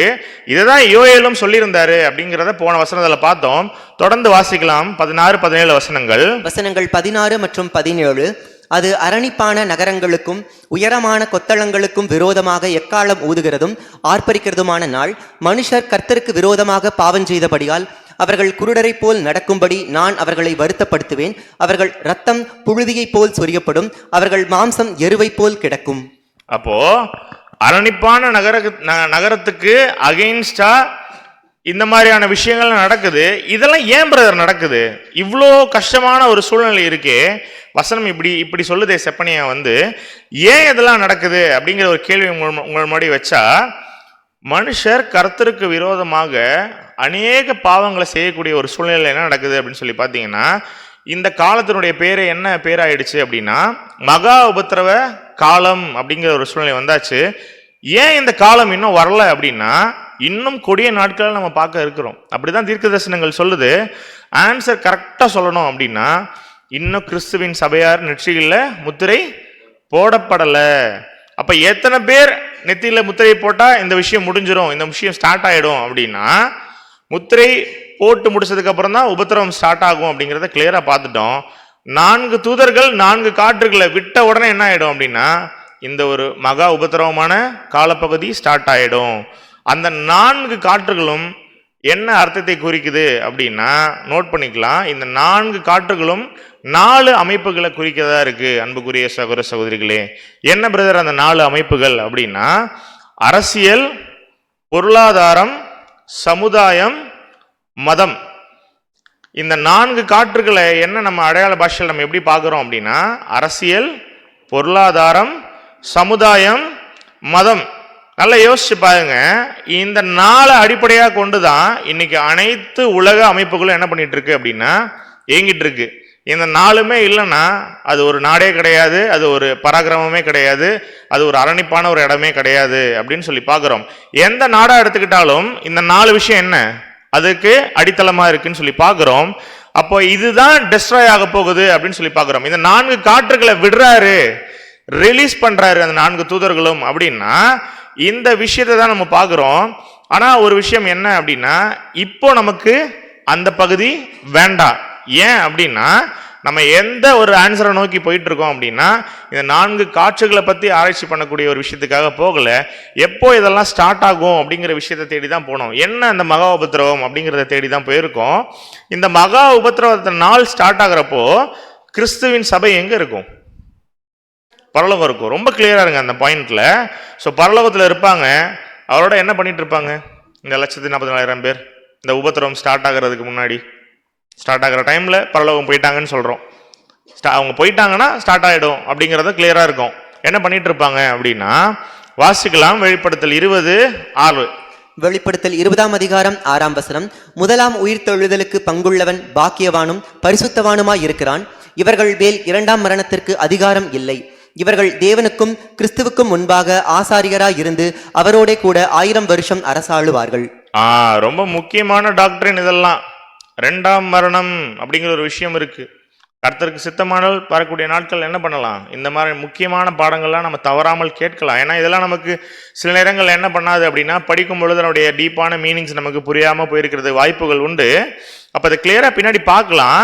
இந்த வசனம் என்ன சொல்லுது அப்படின்னா, கிறிஸ்துவின் சிங்காசனத்துல உட்கார்ந்து எத்தனை வருஷம் அரசாளுவாங்களாம்?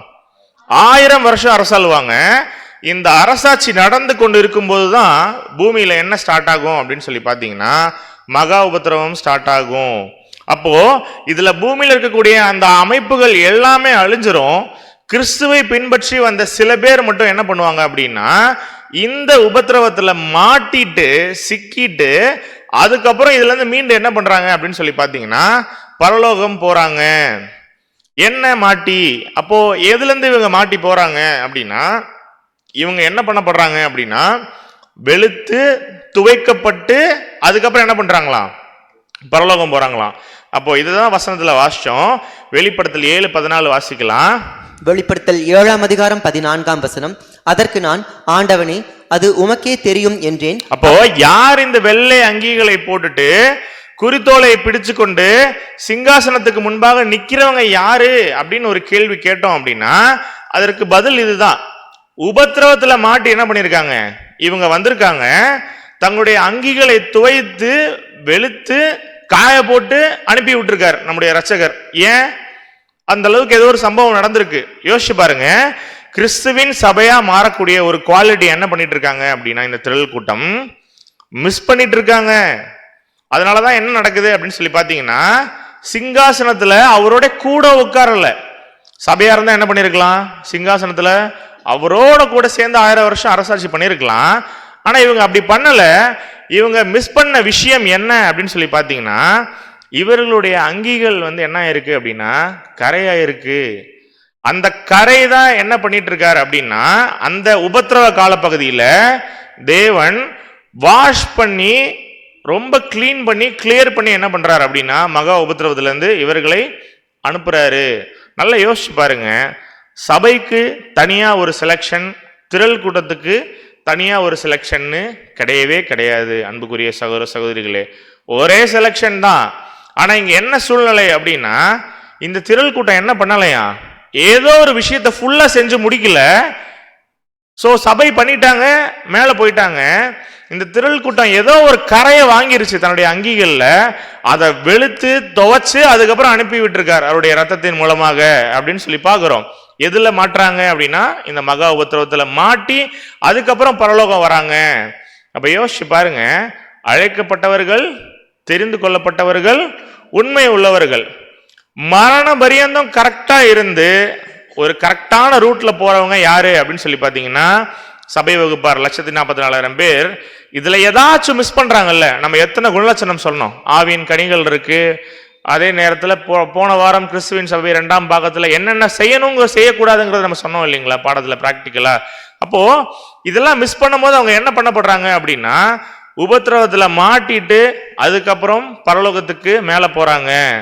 யோசிச்சு பாருங்க, அப்படி பரலோகம் போன இவங்க உபத்திரவத்துல மாட்டி அங்கிகள் துவைக்கப்பட்டு மேல போனாலும் இவங்க எங்க உட்காரலையா, ஆட்டுக்குட்டானியவரோட சிங்காசனத்துல உட்காரல. எங்க நின்றுட்டு இருக்காங்க அப்படின்னா ஆட்டுக்குட்டியானவர் இருக்காரு, அவர் அருகில் 1,44,000 பேர் சபை வகுப்பார் இருக்காங்க. இவர்களுக்கு முன்பாக என்ன பண்ணிட்டு இருக்காங்க அப்படின்னா வெள்ளை அங்கிகளை தரித்து கொண்டு குறித்தோலைகளை பிடித்து கொண்டு நின்றுட்டு இருக்காங்க. அப்ப யோசிச்சு பாருங்க, திரள் கூட்டமா மாறவ போறவங்க இப்ப எங்கேயும் இருக்க வாய்ப்பு இருக்கு, நம்ம மத்தியிலையும் இருக்க வாய்ப்பு இருக்கு இல்லைங்களா. நம்மளால சொல்லவே முடியாது, பிரதர் நீங்க சர்ச், நீங்க சர்ச் கிளாஸ், நீங்க சபை வகுப்பார், நீங்க திரள் கூட்டம் அப்படின்னு நான் சொல்ல முடியுமா இங்க உட்காந்துட்டு? முடியாது. ஏன் அப்படின்னா ஒவ்வொருத்தருடைய ஓட்டம் யாருக்கு தான் தெரியும் அப்படின்னா அவருக்கு தான் தெரியும். ஆனா ஒரு விஷயம், ஏனோ தானோ எப்படி வேணா ஓடுறவங்களை அவர் உள்ள கூப்பிட்டு போறா அப்படின்னா வசனம் ரொம்ப கிளியரா இருக்கு. நல்லா யோசிச்சு பாருங்க, 2 பேருக்குமே அழைப்பு சேம் தான். நம்மத்தியில் தான் இந்த 2 சாராரும் இருக்க போறாங்க.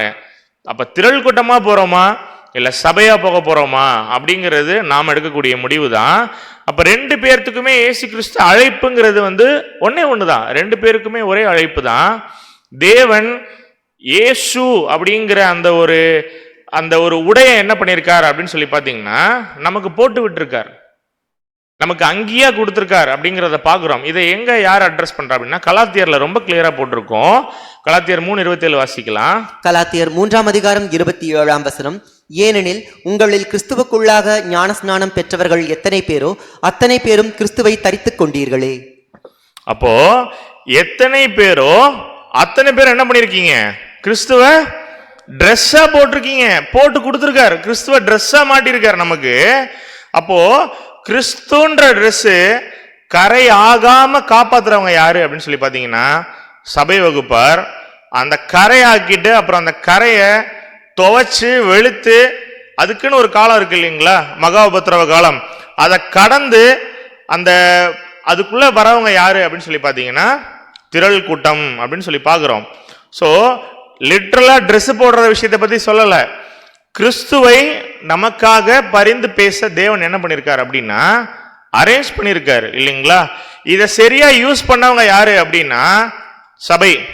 இதை சரியா யூஸ் பண்றதுக்கு தவற விட்டவங்க யாரு அப்படின்னா கரைகளை பெற்றுக்கொண்ட திரள் கூட்டம் அப்படின்னு சொல்லி பார்க்கிறோம். அப்போ கரையை போக்குறதுக்கு உண்டான காலப்பகுதி தான் எது அப்படின்னா அந்த உபத்திரவ காலம் அப்படின்னு சொல்லி பார்த்தோம். பிரதர் கரையாயிடுச்சுன்னு சொல்லிட்டே இருக்கீங்களே ரொம்ப நேரமா, அப்படி என்ன கரை பிரதர் ஆயிருக்கும் இவங்க கிட்ட?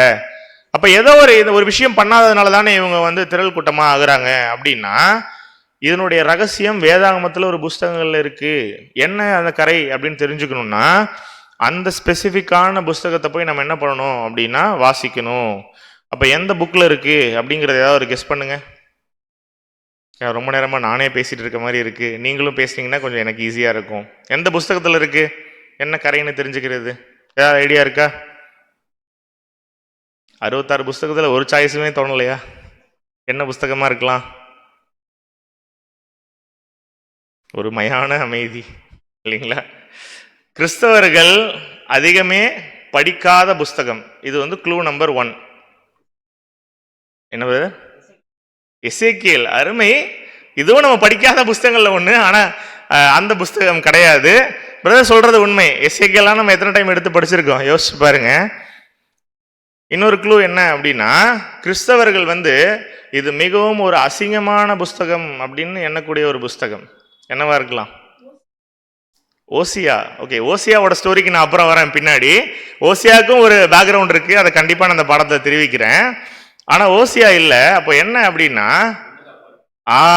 பிரதர் பாயிண்ட புடிச்சாரு, உன்னத பாட்டு இல்லைங்களா, சாங் ஆஃப் சாலமன். அப்போ அந்த புஸ்தகத்தை என்ன பண்றது இல்லை அநேக கிறிஸ்தவர்கள் இன்னைக்கு அப்படின்னா வாசிக்கிறதே இல்லை. எதனால அப்படின்னா ஒரே விஷயம்தான், பிரதர் படிச்சா அசிங்கமா இருக்க மாதிரி இருக்கு பிரதர் அப்படின்னா படிக்க தெரியல. நமக்கு அசிங்கமா இருக்குமா புஸ்தகத்துல வேதாகமத்துல அப்படின்னா படிக்க தெரியல. சூப்பர், அருமையா சொல்றாரு. ஓகே, நன்றி சகோதரருக்கு. ஏன் அப்படின்னா படிக்கிறதே இல்லை. ஏன் படிக்கிறது இல்லைன்னா நம்ம கரெக்டா படிக்கிறது இல்லை. அது அருமையான புஸ்தகம். எப்படி அப்படின்னு சொல்லி பார்த்தீங்கன்னா உண்மையிலுமே அது ஒரு நல்ல தீர்க்க தரிசன புஸ்தகமும் கூட. புக்கில் அந்த உன்னத பாட்டு எடுத்து வாசிச்சிங்கன்னா ஒரு ஆணும் பெண்ணும் எப்பொழுதுமே பேசிட்டு இருக்க மாதிரி இருக்கும். அந்த புக்கில் லிட்ரலாக படிச்சுட்டு நம்ம கிறிஸ்தவ சகோதரர்கள் என்ன பண்ணிடுறாங்க அப்படின்னா படிக்க ஒரு மாதிரி அசிங்கமாக இருக்கு அப்படின்னா நல்லா யோசிச்சு பாருங்க. இந்த ஒரு புஸ்தகத்தில் வரக்கூடிய ஆண் பெண் அப்படிங்கிற ஒரு இடத்துல கிறிஸ்துவை ஆணாகவும் பெண் அப்படிங்கிற இடத்துல கிறிஸ்துவின் சபையாகிய மணவாட்டியும் போட்டு அந்த இடத்த நீங்க அந்த வசனத்தை படிச்சு பார்த்தீங்க அப்படின்னா அருமையான அர்த்தங்களை கொடுக்கும். யோசிச்சு பாருங்க. அப்படின்னா நம்ம எல்லாருமே கிறிஸ்துவுக்கு யாரு? மணவாட்டி தான் இல்லைங்களா? ஒய்ஃப் ஆகணும். அவர் நமக்கு மணவாளன் இல்லைங்களா? அப்போ மணவாளன் மணவாட்டியை குறித்த ஆவிக்குரிய விஷயத்தை பேசுறதுக்கு தான் உன்னத பாட்டு. அந்த புத்தகத்துல ஆண்டவர் உதாரணத்துக்கு உன்னத பாட்டுல ஒரு கை அப்படிங்கிற ஒரு விஷயத்தை வர்ணிக்கிறார். அப்படின்னா கையில் கிறிஸ்துவின் சபையுடைய கிரியையை குறிக்கும். இந்த மாதிரியான ஒரு ஆழமான அர்த்தங்கள் இருக்கு அப்படின்னு சொல்லி பார்க்கிறோம். இது ஒரு உதாரணத்துக்கு தான் சொன்னேன். இதெல்லாம் எப்படிப்பட்ட ஒரு விஷயத்துல எழுதியிருக்காங்க அப்படின்னா சிம்பாலிக் லாங்குவேஜ்ல எழுதியிருக்காங்க. இது தெரியாம என்ன பண்ணிடுறது அப்படின்னா அநேக கிறிஸ்தவர்கள் இன்னைக்கு இந்த புஸ்தகத்தையே படிக்காம அவாய்ட் பண்ணிடுறது. யோசிச்சு பாருங்க, 66 புஸ்தகங்களை கொடுத்த தேவன் நமக்கு அசிங்கமான ஒரு புஸ்தகத்தை கொடுத்துருப்பாரா? இந்த பரிசுத்த வேதாகமத்துல பேரே என்ன சொல்றோம்? ஹோலி பைபிள், பரிசுத்த வேதாகமம். நல்லா யோசிச்சு பாருங்க, அந்த புஸ்தகத்துக்கு பேரே என்ன அப்படின்னா உன்னத பாட்டு. உன்னதமான பாட்டு. உன்னதமா இருக்க விஷயம் கேவலமா இருக்குமா என்னைக்காவது அப்படின்னா நம்ம நினைச்சிட்டு இருக்கோம் அந்த மாதிரி. யோசிச்சு பாருங்க. இப்ப எதுக்குள்ளாக இந்த புஸ்தகத்துக்குள்ள போறோம் அப்படின்னா அங்கிகள்ல ஏற்பட்ட கரைனா என்ன அப்படிங்கிறத தெரிஞ்சுக்கிறதுக்காக இந்த புக்குக்குள்ள போறோம். அதனுடைய பதில் இந்த புஸ்தகத்துல மட்டும்தான் இருக்கு. இதுதான் இந்த வசனம். I am my beloved's and my beloved is mine. I am my beloved's and my beloved is mine அப்படின்னா ஆண்டவராகிய இயேசு கிறிஸ்துவை குறிக்கக்கூடிய ஒரு விஷயம் மணவாளனை குறிக்குது. சபை மணவாட்டியை குறிக்குது அப்படின்னு சொல்லி பார்த்தோம். இவங்க ரெண்டு பேரும் மாறி மாறி பேசிக்கிற விஷயம், கிறிஸ்துவும் சபையும் மாறி மாறி பேசிக்கக்கூடிய விஷயம் தான் என்ன அப்படின்னு சொல்லி பார்த்தீங்கன்னா உன்னதமான இந்த உன்னத பாட்டு. இது அசிங்கம் கிடையாது. உதாரணத்துக்கு ஒரு சாம்பிள் பார்க்கலாமா? உன்னத பாட்டு 6:3 என் நேசர் என்னுடையவர், நான் அவளுடையவள் அப்படின்னு ஒரு வசனம் இருக்கு அப்படின்னா இங்க பேசுறது யாரு அப்படின்னா, பேசுறது யாருங்க? அந்த பொண்ணு. பொண்ணு யாரு? இப்பதான் பார்த்தோம், சபையை குறிக்கக்கூடிய விஷயம். அவர் என்னுடையவர். உண்மையா இது? நாமெல்லாம் யாரு? அவருடையவங்க தானே. கிறிஸ்துவின் சபை யாருடையவங்க அப்படின்னா மணவாளனை குறிக்கும், கிறிஸ்துவை குறிக்கும் மணவாளன். நாம அவருடைய சொத்து. அவர் நான் அவருடையவள் அப்படின்னா யோசிச்சு பாருங்க. இதுக்கு முன்னாடி வெறும் ஆண் பெண் அப்படிங்கிற கோணத்துல இந்த வசனத்தை படிச்சிருந்தீங்கன்னா என்ன பொருள் தராது அப்படின்னா, இதுல உங்களுக்கு எந்த சத்திய ஒரு ஒரு ஒரு ஒரு எடிஃபிகேஷனுமே இருக்காது இந்த வசனத்துல. நீங்க உன்னத பாட்டு படிக்கும் பொழுது ஆண் வரக்கூடிய இடத்துல மணவாளனை பொருத்தியும் சபை வகுப்பாரை பொருத்தியும் பாருங்க, மிகவும் அர்த்தம் உள்ளதா இருக்கும். யோசிச்சு பாருங்க, பரலோகம் எப்படி போகணும் அப்படிங்கிறது நமக்கு புரிஞ்சுக்கணும் அப்படின்னா இந்த உன்னத பாட்டு நமக்கு புரியணும். அன்புக்குரிய சகோதர சகோதரிகளே, இப்படி படிச்சா இந்த உன்னத பாட்டு புரியும். இந்த உன்னத பாட்டு புரிஞ்சாதான் ஏன் இந்த திரள் கூட்டத்தினுடைய ட்ரெஸ்ல என்ன இருக்கு, கரை இருக்கு அப்படிங்கிறத நம்ம தெரிஞ்சுக்க முடியும். அப்படியே வாசிக்கலாம். உன்னத பாட்டு 2:10. உன்னத பாட்டு 2ஆம் அதிகாரம் 10ஆம் வசனம். என் நேசர் என்னோடே பேசி, என் பிரியமே, என் ரூபவதியே எழுந்து வா. யாரை கூப்பிடுறாரு? ஆக்சுவலி இந்த இடத்துல நேசர் யாருங்க? யாரை குறிக்கும் நேசர்? இயேசு கிறிஸ்துவை குறிக்குது. என் நேசர்னு இந்த வரிகளை சொல்றது யாரு அப்படின்னா சபை வந்து சொல்றாங்க. எப்படி கூப்பிடுறாரு சபைய அப்படின்னா, என் பிரியமே, என் ரூபவதியே எழுந்து வா அப்படின்னு சொன்னா, சபை வகுப்பாரா இருக்கக்கூடிய நாம என்ன பண்ணணும்? உடனே எழுந்து போகணும் இல்லைங்களா? கீழ்ப்படியணும், எழுந்து வரணும். ஆனா இந்த திரள் கூட்டம் என்ன பண்ணாதுங்க, இப்படி கூப்பிடும் பொழுது எழுந்து வராது. இதுதான் கரை. அன்புக்குரிய சகோதர சகோதரிகளே, கொஞ்ச நேரம் கழிச்சு வரும், அவர் கூப்பிடுவாரு, என் பிரியமே, என் ரூபவதியே என்ன பண்ணு, எழுந்து வா அப்படின்னு சபையை கூப்பிடும் பொழுது உண்மையான சபை வகுப்பார் என்ன பண்ணுவாங்கன்னா உடனே எழுந்து போவாங்க. ஆனா இந்த திரள் கூட்டம் என்னதான் பண்ணும்? அப்படியே யோசிக்கும், போகணுமா போக வேணாமா, என்ன பண்ணலாம், கொஞ்ச நேரம் கழிச்சு போலாமே. இப்படி பண்ற ஒரு பிஹேவியர் தான் என்ன ஆகுது அப்படின்னா அதனுடைய அங்கிகளில் வந்து கரையா இருக்கு. கொஞ்ச நேரம் கழிச்சு என்ன பண்ணுமா, ரியலைஸ் பண்ணிட்டு போகும். ஆனா போகும்போது அவர் இருப்பாரா? இருக்க மாட்டார் இல்லைங்களா? சபை ரொம்ப ஈகரா இருக்கும், கூப்பிட்டா உடனே போகணும்னு. ஆனா திரள் கூட்டம் என்ன பண்ணும் அப்படின்னு சொல்லி பாத்தீங்கன்னா ரொம்ப யோசிச்சுட்டு தான் போகும். இத உன்னத பாட்டு 5:2 ரொம்ப கிளியரா வாசிக்கலாம் வசனம். உன்னத பாட்டு 5ஆம் அதிகாரம் 2ஆம் வசனம். நான் நித்திரை பண்ணினேன், தூங்கிட்டு இருக்கேன், நான் நித்திரை பண்ணினேன். அதுதான் என்ன பண்ண சொல்றாரு அப்படின்னா எந்திரிச்சு வாங்குறாரு. நீ தூங்குனது போதும், என்ன பண்ணு, முதல்ல எந்திரிச்சு வா அப்படிங்கிறாரு. வாசிக்கலாம். என் இதயமோ விழித்திருந்தது, கதவை தட்டுகிற என் நேசரின் சத்தத்தை கேட்டேன். எந்த கதவுங்க? நேசர் தட்டக்கூடிய எந்த கதவு? மனசுங்க, இதே கதவு இல்லைங்களா? படிச்சு பாருங்க, அவ்வளவு அருமையா புரியும் இந்த உன்னத பாட்டு. என் சகோதரியே, என் பிரியமே, என் புறாவே, என் உத்தமியே, கதவை திற. என் தலை பனியினாலும் என் தலைமயிர் இரவில் பெய்யும் தூறலினாலும் நனைந்திருக்கிறது என்றார். ஆக்சுவலி இது ஒன்னொன்னுத்துக்கும் ஞானமான அர்த்தங்கள் இருக்கு. நல்லா யோசிச்சு பாருங்க, என்ன சவுண்ட் ஆண்டவர்கிட்ட இருந்து வருது அப்படின்னா, என் பிரியமையே, என் ரூபவதியே, என் உத்தமியே, நீ என்ன பண்ணு, கதவை தொற அப்படின்னு நேசர் கூப்பிடுறாரு. இது ஒன்னொன்னுக்கும் அர்த்தம் இருக்கு. அப்ப ஆண்டவர் வந்து கதவை தட்டுறார் அப்படின்னா அவர் தட்டக்கூடிய சத்தம் இன்னைக்கு நம்ம காதுல கேக்குதுங்களா இல்லைங்களா? நல்லா யோசிச்சு பாருங்க. இல்ல பிரதர் கேட்கல அப்படின்னா ஆண்டவர் தட்டக்கூடிய கதவின் சத்தம் நமக்கு கேக்குதா இல்லையா அப்படிங்கிறத நம்ம வசனத்தின் மூலமாக தெரிஞ்சுக்கலாம். வெளிப்படுத்தல் 3:20 வாசிக்கலாம். வெளிப்படுத்தல் 3ஆம் அதிகாரம் 20ஆம் வசனம். இதோ வாசற்படியிலே நின்று தட்டுகிறேன். இதயம்ங்கிற வாசப்படியில் நின்று தட்டுறாரு. ஒருவன் என் சத்தத்தை கேட்டு கதவை திறந்தால் அவனிடத்தில் நான் பிரவேசித்து அவனோடே போஜனம் பண்ணுவேன், அவனும் என்னோடே போஜனம் பண்ணுவான். அப்போ நான் தட்டுறேங்கிற சவுண்டு கேட்டு யாரு ஓபன் பண்றாங்களோ நான் என்ன பண்ண போறேன், அவங்களோட பிரவேசிக்க போறேன். ஆனா அவர் தட்டுறதுனுடைய சத்தத்தினுடைய பேரு தான் என்ன அப்படின்னு சொல்லி பாத்தீங்கன்னா உண்மையான சத்தியம். சோ காலம் வர வர அவர் தட்டக்கூடிய சத்தம் நமக்கு கேட்குதா அப்படின்னா நல்லா புரிஞ்சுக்கணும். என்ன விஷயத்துக்காக தட்டுறாரோ, என்ன சொல்றாரோ அதை நம்ம கேட்டுட்டு அதன்படி செய்யறோம், வாழ்றோம் அப்படின்னா நம்ம யாரில் ஒருத்தரா போயிடுவோம் அப்படின்னா 1,44,000 பேர்ல ஒருவரா போயிடுவோம். ஒருவேளை நாம இப்படி சொன்னா நாம யாரு அப்படின்னா திரள் கூட்டத்துல போயிடுவோம். எப்படி சொன்னா பிரதர் அப்படின்னா, அதனுடைய பதிலுமே எங்க இருக்கு அப்படின்னா உன்னத பாட்டு 5:3 இருக்கு. இப்படி ஒரு ஸ்டேட்மெண்ட் கொடுக்குறோம் அப்படின்னா தட்டும் போது திறக்க மாட்டோம். இப்படி ஒரு ஸ்டேட்மெண்ட் கொடுக்குறோம்னா நாம திரள் கூட்டங்கிறத புரிஞ்சுக்கலாம். உன்னத பாட்டு 5:3 என் வஸ்திரத்தை கழற்றி போட்டேன், நான் எப்படி அதை திரும்பவும் உடுப்பேன். என்ன மைண்ட் செட் பாருங்க. அவர் எப்போதுமே என்ன பண்ணிட்டு தான் இருப்பாரு, எப்ப பார்த்தாலும் தட்டு தட்டுன்னு தட்டிட்டே இருப்பாரு. நான்லாம் இப்ப என்ன பண்ண முடியாது, அவர் தட்டுறதுக்கெல்லாம் போக முடியாது அப்படிங்கிற ஒரு மென்டாலிட்டியில யார் இருப்பா அப்படின்னா இந்த திரள் கூட்ட வகுப்பார் இருப்பாங்க. வாசிக்கலாம். என் பாதங்களை கழுவினேன், நான் எப்படி அவைகளை திரும்பவும் அழுக்காக்குவேன் என்றேன். என்ன மாதிரியான ஸ்டேட்மெண்ட் பாத்தீங்களா? இதெல்லாம் யார் கிட்ட இருந்து வரும் அப்படின்னா சபை கிட்ட இருந்து வராது, திரள் கூட்டத்துக்கிட்ட இருந்து வரும். அதாவது நல்லா யோசிச்சு பாருங்க. வஸ்திரத்தை கழட்டி போட்டேன் அப்படின்னா ஒரு புது உடையை உடுத்திருக்காங்க, அவங்களுடைய ட்ரெஸ்ஸை சேஞ்ச் பண்ணியாச்சு. அகைன் நான் எப்படி ட்ரெஸ் பண்றது? இப்பதான் கால் கழுவிட்டு நான் என்ன பண்ணேன், பெட்ல ஏறி உட்கார்ந்தேன், இப்ப எப்படி நான் போக முடியும் அப்படின்ற ஒரு மென்டாலிட்டி யாருக்கு இருக்கும் அப்படின்னா இந்த திரள் கூட்டத்துக்கு இருக்கும். நல்லா யோசிச்சு பாருங்க. அவர் கூப்பிடுறப்பே அப்பவே சரண்டர் ஆகி ஓடி போய் டோர் ஓபன் பண்ணா நம்ம யாரு? கிறிஸ்துவின் சபை இல்லைங்களா? ஐயையோ ட்ரெஸ் என்ன பண்ணிட்டேன், மாத்திட்டேன், கால் என்ன பண்ணிட்டேன், கழுவிட்டேன், இப்ப என்னால வர முடியாது அப்படின்னு சொன்னா யாரா? நம்மெல்லாம் திரள் கூட்டம் அப்படிங்கிறாரு. யோசிச்சு பாருங்க.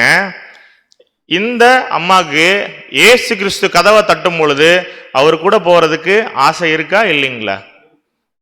இந்த அம்மாக்கு இருக்குங்களா? இல்ல. பிஹேவியர்ல என்ன பண்ணுது? ஆக்சுவலி பெட்ல படுத்து இந்த அம்மா தூங்கிட்டு இருக்கு. அதான் சொல்றாரு, நீ எந்திரி முதல்ல அப்படிங்கிறாரு. நீ ஒருவேளை உனக்கு தூங்குறதுக்கு ஆசை அப்படின்னா நீ என்ன பண்ணாத, இந்த ஜீசஸ்ங்கிற ட்ரெஸ்ஸை என்ன பண்ணாத, கரைப்படுத்தாத. உனக்கு வேண்டாம் இது.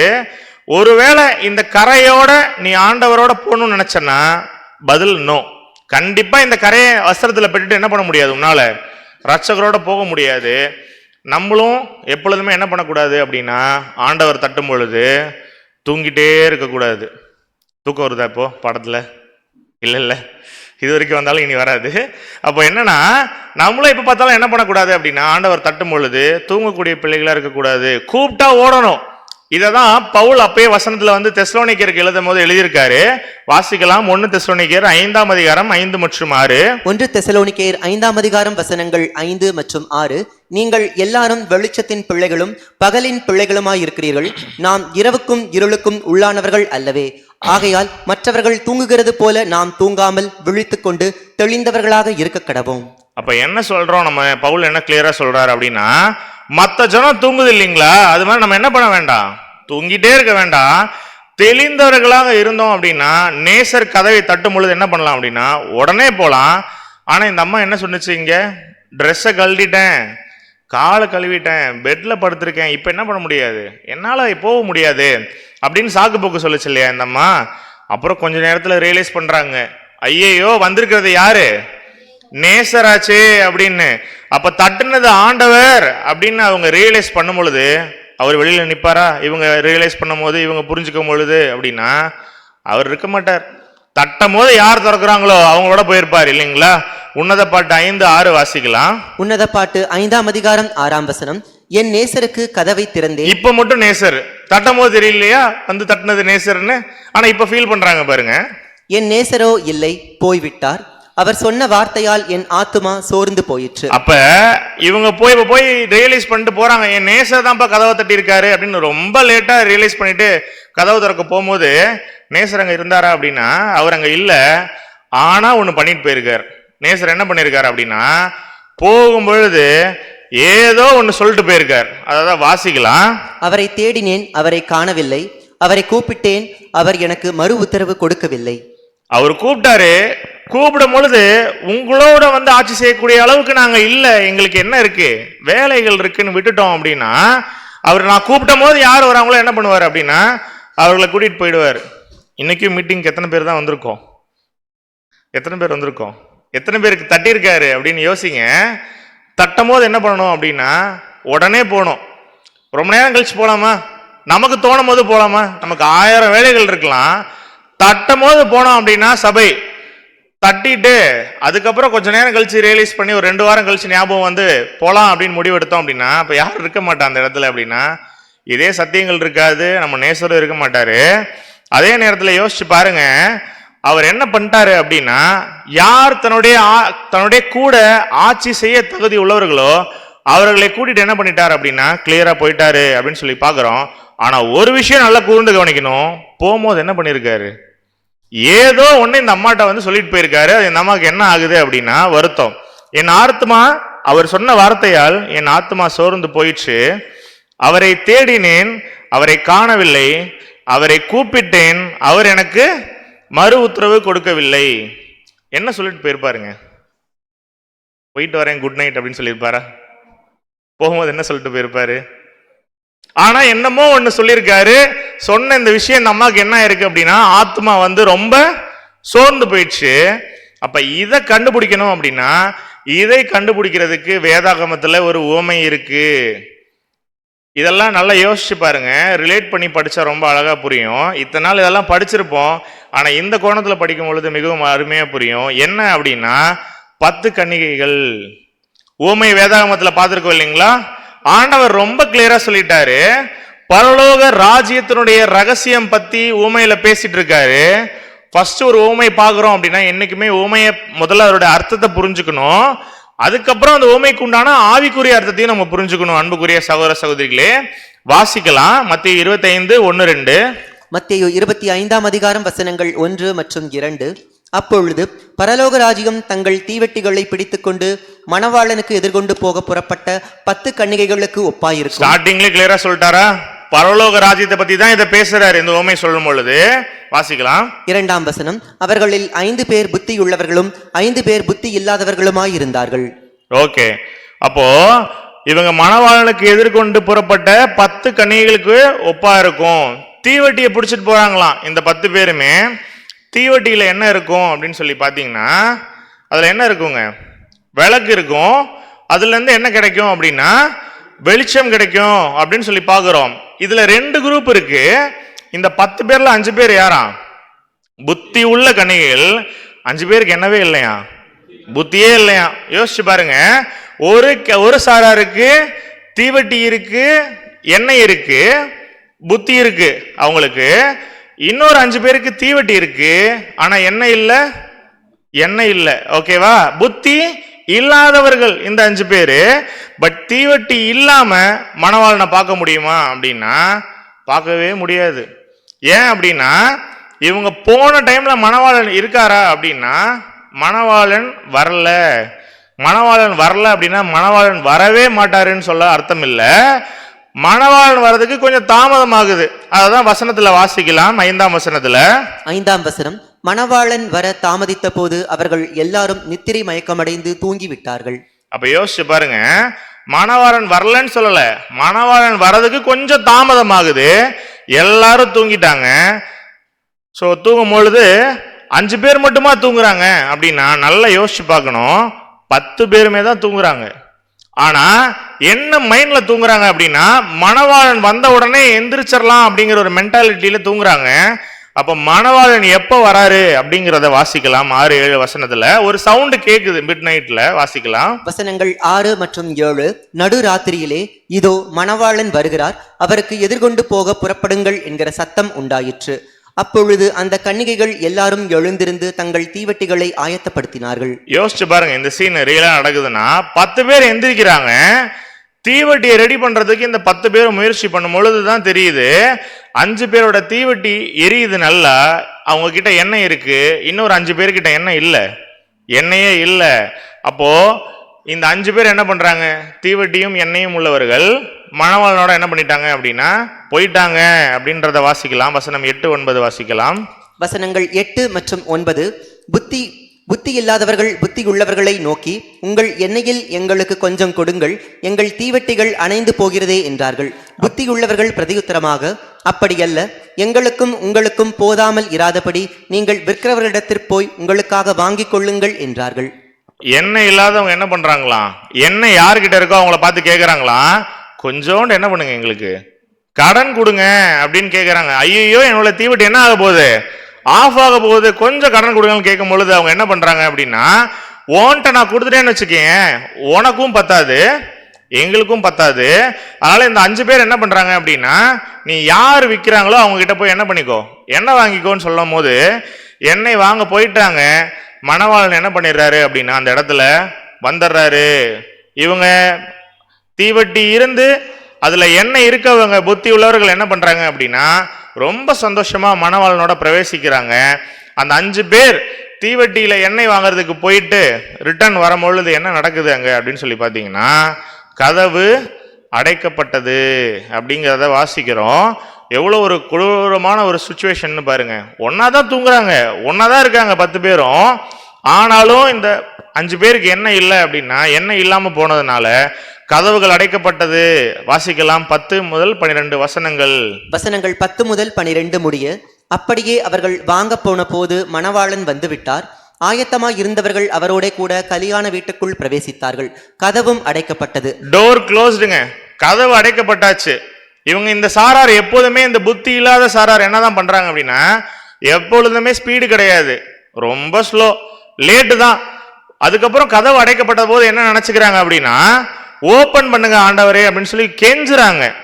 உன்னத பாட்டுல பார்த்தோம்ல, அவர் போகும்போது என்ன பண்ணிட்டு போனாராம், ஏதோ ஒண்ணு சொல்லிட்டு போனாரு. என்ன சொல்லிட்டு போனாரு அப்படிங்கிறது அங்க இருக்காது, இங்க படிச்சீங்கன்னா இருக்கும். வாசிக்கலாம். பின்பு மற்ற கன்னிகைகளும் வந்து, ஆண்டவரே ஆண்டவரே எங்களுக்கு திறக்க வேண்டும் என்றார்கள். அதற்கு அவர், உங்களை அறியேன் என்று மெய்யாகவே உங்களுக்கு சொல்லுகிறேன் என்றார். யோசிச்சு பாருங்க, என்ன சொல்லிட்டாராம் கடைசியில, நீங்க யாருன்னு தெரியாதுப்பா, நீ எதுக்கு சும்மா தட்டிட்டு இருக்க, நீ யாருன்னே எனக்கு தெரியாதுன்ட்டாரு. அப்போ நீங்க சொல்லுங்க, இந்த ஊமையில யார் திரள் கூட்டம், யார் சபை வகுப்பார்? அந்த 5 பேர் புத்தி உள்ளவங்க இருக்காங்க இல்லைங்களா, அந்த எண்ணெய் உள்ளவங்க தீவட்டியோட, அவங்க சபை வகுப்பாரை வந்து குறிக்கக்கூடியவங்களா இருக்காங்க ஆவிக்குரிய அர்த்தத்துல. அந்த 5 பேர் மிஸ் பண்றாங்க இல்லைங்களா, எண்ணெய் இல்லாம மணவன் வரும்போது தாமதமாகுது இல்லைங்களா, அவர்கள் வந்து திரள் கூட்டத்தை குறிக்கிறாங்க. இந்த ஊமையில வரக்கூடிய மணவாளன் யாரை குறிக்கிறார் அப்படின்னா, இயேசு கிறிஸ்துவை குறிக்கிறாங்க. புத்தி உள்ளவர்கள் சபை வகுப்பாரு, புத்தி இல்லாதவர்கள் இந்த திரள் கூட்டம். இப்ப யோசிச்சு பாருங்க, பரலோகத்துல ஆட்டுக்குட்டியானவர் கூட இருக்கக்கூடியவங்க யாரு அப்படின்னா, இந்த புத்தி உள்ள இந்த கன்னிகைகள் 144,000 பேர் அவர்களுக்கு முன்பாக நிக்கிறாங்க. யோசிச்சு பாருங்க, ரட்சகர் இருக்காரு, இப்படி சிங்காசனத்துல வீற்றிருக்காரு, அவரோட கூட சிங்காசனத்துல இருக்கக்கூடியது என்ன மாதிரியான ஒரு மகிமைன்னு யோசிச்சு பாருங்க. ஆனா என்ன பண்ணிடுறாங்க, கரையை வாங்கிக்கிறாங்க. என்ன மாதிரியான கரை அப்படின்னா, நேசர் தட்டும் போது திறக்கல, போகல உடனே. அப்போ என்ன நடக்குது அப்படிங்கிறத வாசிக்கலாம். 2 கொரிந்தியர் 11:2. 2 கொரிந்தியர் 11ஆம் அதிகாரம் 2ஆம் வசனம். நான் உங்களை கற்புள்ள கன்னிகையாக கிறிஸ்து என்னும் ஒரே புருஷனுக்கு ஒப்புக்கொடுக்க நியமித்தபடியால் உங்களுக்காக தேவ வைராக்கியம் கொண்டிருக்கிறேன். இத பவுல் எவ்வளவு அழகா எழுதியிருக்காரு பாருங்க. நான் உங்களை கற்புள்ள கன்னிகையாக கிறிஸ்து என்னும் ஒரே புருஷனுக்கு ஒப்பு கொடுக்க நியமித்தபடியால் உங்களுக்காக தேவ வைராக்கியம் கொண்டிருக்கிறேன். நம்ம கற்புள்ள கன்னிகை, நம்மளை வந்து மேரேஜ் பண்றவர் யாரு அப்படின்னா, நம்முடைய ரட்சகர் இயேசு கிறிஸ்து. அவரை கட்டிக்கணும், அவரை திருமணம் பண்ணணும் அப்படின்னா என்ன இருக்கணும் கையில அப்படின்னா, தீவட்டி இருக்கணும். இந்த தீவட்டி எதை குறிக்கும் அப்படின்னு சொல்லி பாத்தீங்கன்னா, வெளிச்சத்தை குறிக்கும். அன்புக்குரிய சகோதர சகோதரிகளே, இந்த வெளிச்சம் இல்லாம இயேசு கிறிஸ்துவை கண்டுபிடிக்க முடியுமா அப்படின்னா கண்டுபிடிக்கவே முடியாது. இத கூட நீதிமொழிகள்ல வசனமா இருக்கு, வாசிக்கலாம். 6ஆம் அதிகாரம் 23ஆம் வசனம். நீதிமொழிகள் 6ஆம் அதிகாரம் 23ஆம் வசனம். கட்டளையே விளக்கு, வேதமே வெளிச்சம், போதக சிச்சையே ஜீவ வழி. இப்ப யோசிச்சு பாருங்க, இந்த வேதம் தான் என்ன கொடுக்குது அப்படின்னா வெளிச்சத்தை கொடுக்குது. இந்த வெளிச்சம் இல்லாம யாரை கண்டுபிடிக்க முடியாது அப்படின்னா, நம்முடைய ரட்சகர் கண்டுபிடிக்க முடியாது அவர் வாழும் பொழுது. அப்போ வெளிப்படுத்தின விசேஷத்துல புரியலன்னா பார்க்கலாம். நல்லா யோசிச்சு பாருங்க, வெளிப்படுத்தல் விசேஷமே புரியல வேதாகமத்துல நமக்கு அப்படின்னா நம்முடைய ரட்சகரை பார்க்க முடியுமா? உன்னத பாட்டு புரியல அப்படின்னா ரட்சகரை பார்க்க முடியுமா அப்படின்னா நல்லா யோசிச்சு பாருங்க.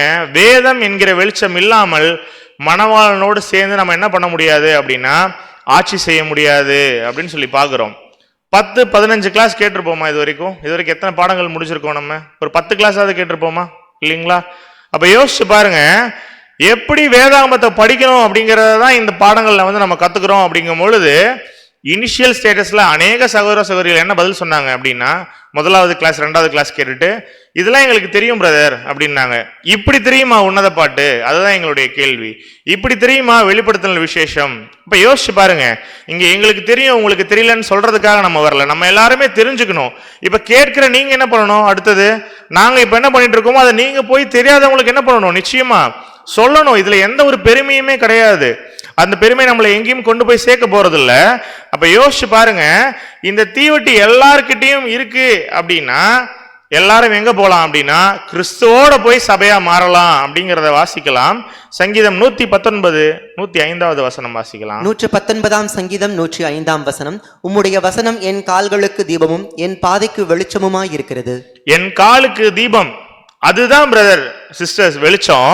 காலுக்கு தீபம் வேணுமா அப்படின்னா, காலுக்கு நிச்சயம் வெளிச்சம் வேணும் அப்படின்னா எப்படி நடக்கணும்னு சொல்லித்தரது இந்த பரிசுத்த வேதாகமம் தான்.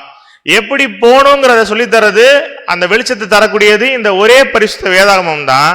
எனக்கு ரெவலேஷன் தெரியாது, எனக்கு வெளிப்படுத்தல் தெரியாது, எனக்கு உன்னத பாட்டு தெரியாது அப்படிங்கும் பொழுது நிச்சயமா நம்ம என்ன பண்ண முடியாது? இதெல்லாம் புரிஞ்சுக்காம கண்டிப்பா இந்த வெளிச்சம் கிடைக்காம கிறிஸ்துவ கிட்ட போகவே முடியாதுன்னு நல்லா புரிஞ்சுக்கலாம். ஒரு ஊர்ல போயிட்டு சப்ஜெக்ட் பேசிட்டு இருக்கோம், சகோதரி கூட சொன்னாங்க இல்லைங்களா, எந்த புக்ல இருந்து இருக்கு அப்படின்னு கேட்கும் பொழுது ஓசியா அப்படின்னாங்க. எதுக்கு இந்த விஷயத்த அப்புறம் எக்ஸ்பிளைன் பண்றேன் அப்படின்னு சொன்னேன்னா, ஒரு வசனம் போட்டிருக்கோம் ஓசியால இருந்து போட்டு ஒரு ஊர்ல வந்து ஹார்வெஸ்ட் ஒர்க் பண்ணிட்டு இருக்கும் போது பேசிட்டு இருக்கோம். ஏதாவது டவுட் இருந்தா கேளுங்க அப்படின்னு சொல்லி இறங்கி வந்துட்டோம். ஃபைனலா சப்ஜெக்ட்லாம் முடிஞ்சோடனே கிட்ட வந்து என்ன கேட்டாங்க அப்படின்னா, பிரதர் ஓசியான ஒரு புஸ்தகம் இருக்கா அப்படின்னு கேட்டாங்க. அப்படியே தூக்கி வாரி போட்டுச்சு.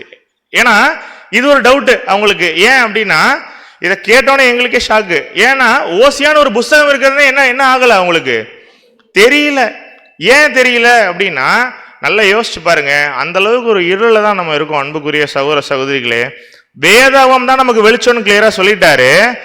இந்த பைபிள்ல இருக்கக்கூடிய வசனம் தெரியல அப்படின்னா நல்லா யோசிச்சு பாருங்க, வெறும் நமக்கு போதிக்கக்கூடிய வெறும் போதகர்களை மட்டுமே வைத்து நம்ம என்ன பண்ண முடியாது என்னைக்குமே அப்படின்னா பரலோகம் போக முடியாது. ஒரு இண்டிவிஜுவலா ஒரு தனி நபரா நான் பரலோகம் போகணும் அப்படின்னா எனக்கு வெளிச்சம் இருக்கணும், எனக்கு வசனம் தெரிஞ்சிருக்கணும் அப்படிங்கிறத பாக்குறோம். யாருக்கு தெரிஞ்சிருக்கோ அவங்க போயிடுவாங்க பரலோகம். அப்ப ஒரு நபரை சார்ந்தே இருக்கலாமா எப்பொழுதுமே? அப்ப நமக்கு தெரிஞ்சிருக்கணும் இல்லைங்களா? அப்ப அதை தான் தேவன் வெளிப்படுத்துறார் அப்படின்னு சொல்லி பாக்குறோம். இந்த வெளிச்சம் இல்லாம பரலோகம் போக முடியாது. சொல்றது தப்பா சரியான்னு என்ன பண்ணணும்? முதல்ல பார்க்கணும். ஓசியானே ஒரு புஸ்தகம் இருக்குன்னு தெரியல அப்படின்னா ஓசியால சொன்ன வசனம் நான் இங்க ஸ்லைடு போடும் பொழுது என்ன நினைச்சிட்டு போயிடக்கூடாது, அப்படிதான் இருக்கும் போல அப்படின்னு. அப்ப எடுத்து திருப்பி பார்த்தாதான் என்ன தெரியும், ஓ அப்படிதான் ஒரு வசனம் இருக்கு வேதாகமத்துல, இது பரிசுத்தாவில உந்தப்பட்டு நமக்கே கொடுத்திருக்க வசனம்ன்றது எப்பதான் நமக்கு புரியும் அப்படிங்கிறதுனா படிச்சாதான் தெரியும். அன்புக்குரிய சகோதர சகோதரிகளே, சோ இந்த பரிசுத்த வேதாகமத்தினுடைய வெளிச்சம் இல்லாம இயேசு கிறிஸ்துவ என்ன பண்ண முடியாது அப்படின்னா பார்க்கவே முடியாது. நல்லா யோசிச்சு பாருங்க, சபை மட்டும் நல்லா யோசிச்சு பாருங்க, எண்ணெய் கையில வச்சிருக்கு. என்ன வச்சிருக்கு? கையில எண்ணெய் வச்சிருக்கு, வெளிச்சம் வச்சிருக்கு, படிக்கும். உண்மையான சபை வகுப்பாரா ஆகணும்னா என்ன பண்ணுவாங்க அவங்க அப்படின்னா வேதாகமத்தை படிப்பாங்க. எப்படி படிப்பாங்க? அர்த்தம் புரிஞ்சு படிப்பாங்க. ஊமையாகவும் தீர்க்க தரிசனமாகவும் எல்லா வசனத்தையும் ஒரே மாதிரி படிச்சுட்டு ஒரே மாதிரியான விளக்கங்கள் கொடுக்க முடியாது நம்மளால. அப்ப யோசிச்சு பாருங்க, இந்த வேதாகமத்தை நம்பிதான் யார் வாழ்வாங்க அப்படின்னா இந்த 1,44,000 பேர் தான் வாழ்வாங்க. எந்த ஒரு போதகரையும் எந்த ஒரு அங்கத்தையும் நம்பி என்ன பண்ண மாட்டாங்க அப்படின்னா தங்களுடைய வாழ்க்கையை நடத்த மாட்டாங்க. அப்படி இருக்கிறவங்க தான் உண்மையான சபை வகுப்பாரா மாற முடியும். அன்புக்குரிய சகோதர சகோதரிகளே, அப்ப திரள் கூட்டம் அப்பப்ப என்ன பண்ணாது இந்த திரள் கூட்டத்துக்கு அப்படின்னா அந்த விளக்கு எரியாது தீவட்டியில. ஏன்னா எண்ணெய் இல்லைன்னா எண்ணெயே இல்லை, வெளிச்சம் இல்லை. பரலோகத்துல யோசிச்சு பாருங்க, இந்த ஒரு கரையினால என்ன பண்ண முடியாது அப்படின்னா சிங்காசனத்துல இல்ல இந்த திரள் கூட்டம் என்ன பண்ணிட்டு இருக்கான்? முன்னாடி நின்றுட்டு இருக்கு. என்ன பண்றாங்கன்றத வெளிப்படுத்தல ரொம்ப கிளியரா போட்டிருக்காரு. வாசிக்கலாம் 7:15. வெளிப்படுத்தல் 7ஆம் அதிகாரம் 15ஆம் வசனம். ஆனபடியால் இவர்கள் தேவனுடைய சிங்காசனத்திற்கு முன்பாக இருந்து இரவும் பகலும் அவருடைய ஆலயத்திலே அவரை சேவிக்கிறார்கள். சிங்காசனத்தின் மேல் வீற்றிருக்கிறவர் இவர்களுக்குள்ளே வாசமாயிருப்பார். இந்த வசனம் ரொம்ப கிளியரா சொல்லிருச்சு பாருங்க. படிக்கும் போதே பயம் வரணும் நமக்கு. சிங்காசனத்துல இல்ல இந்த திரள் கூட்டம், அந்த சிங்காசனத்துக்கு முன்பாக நிக்கிறாங்க.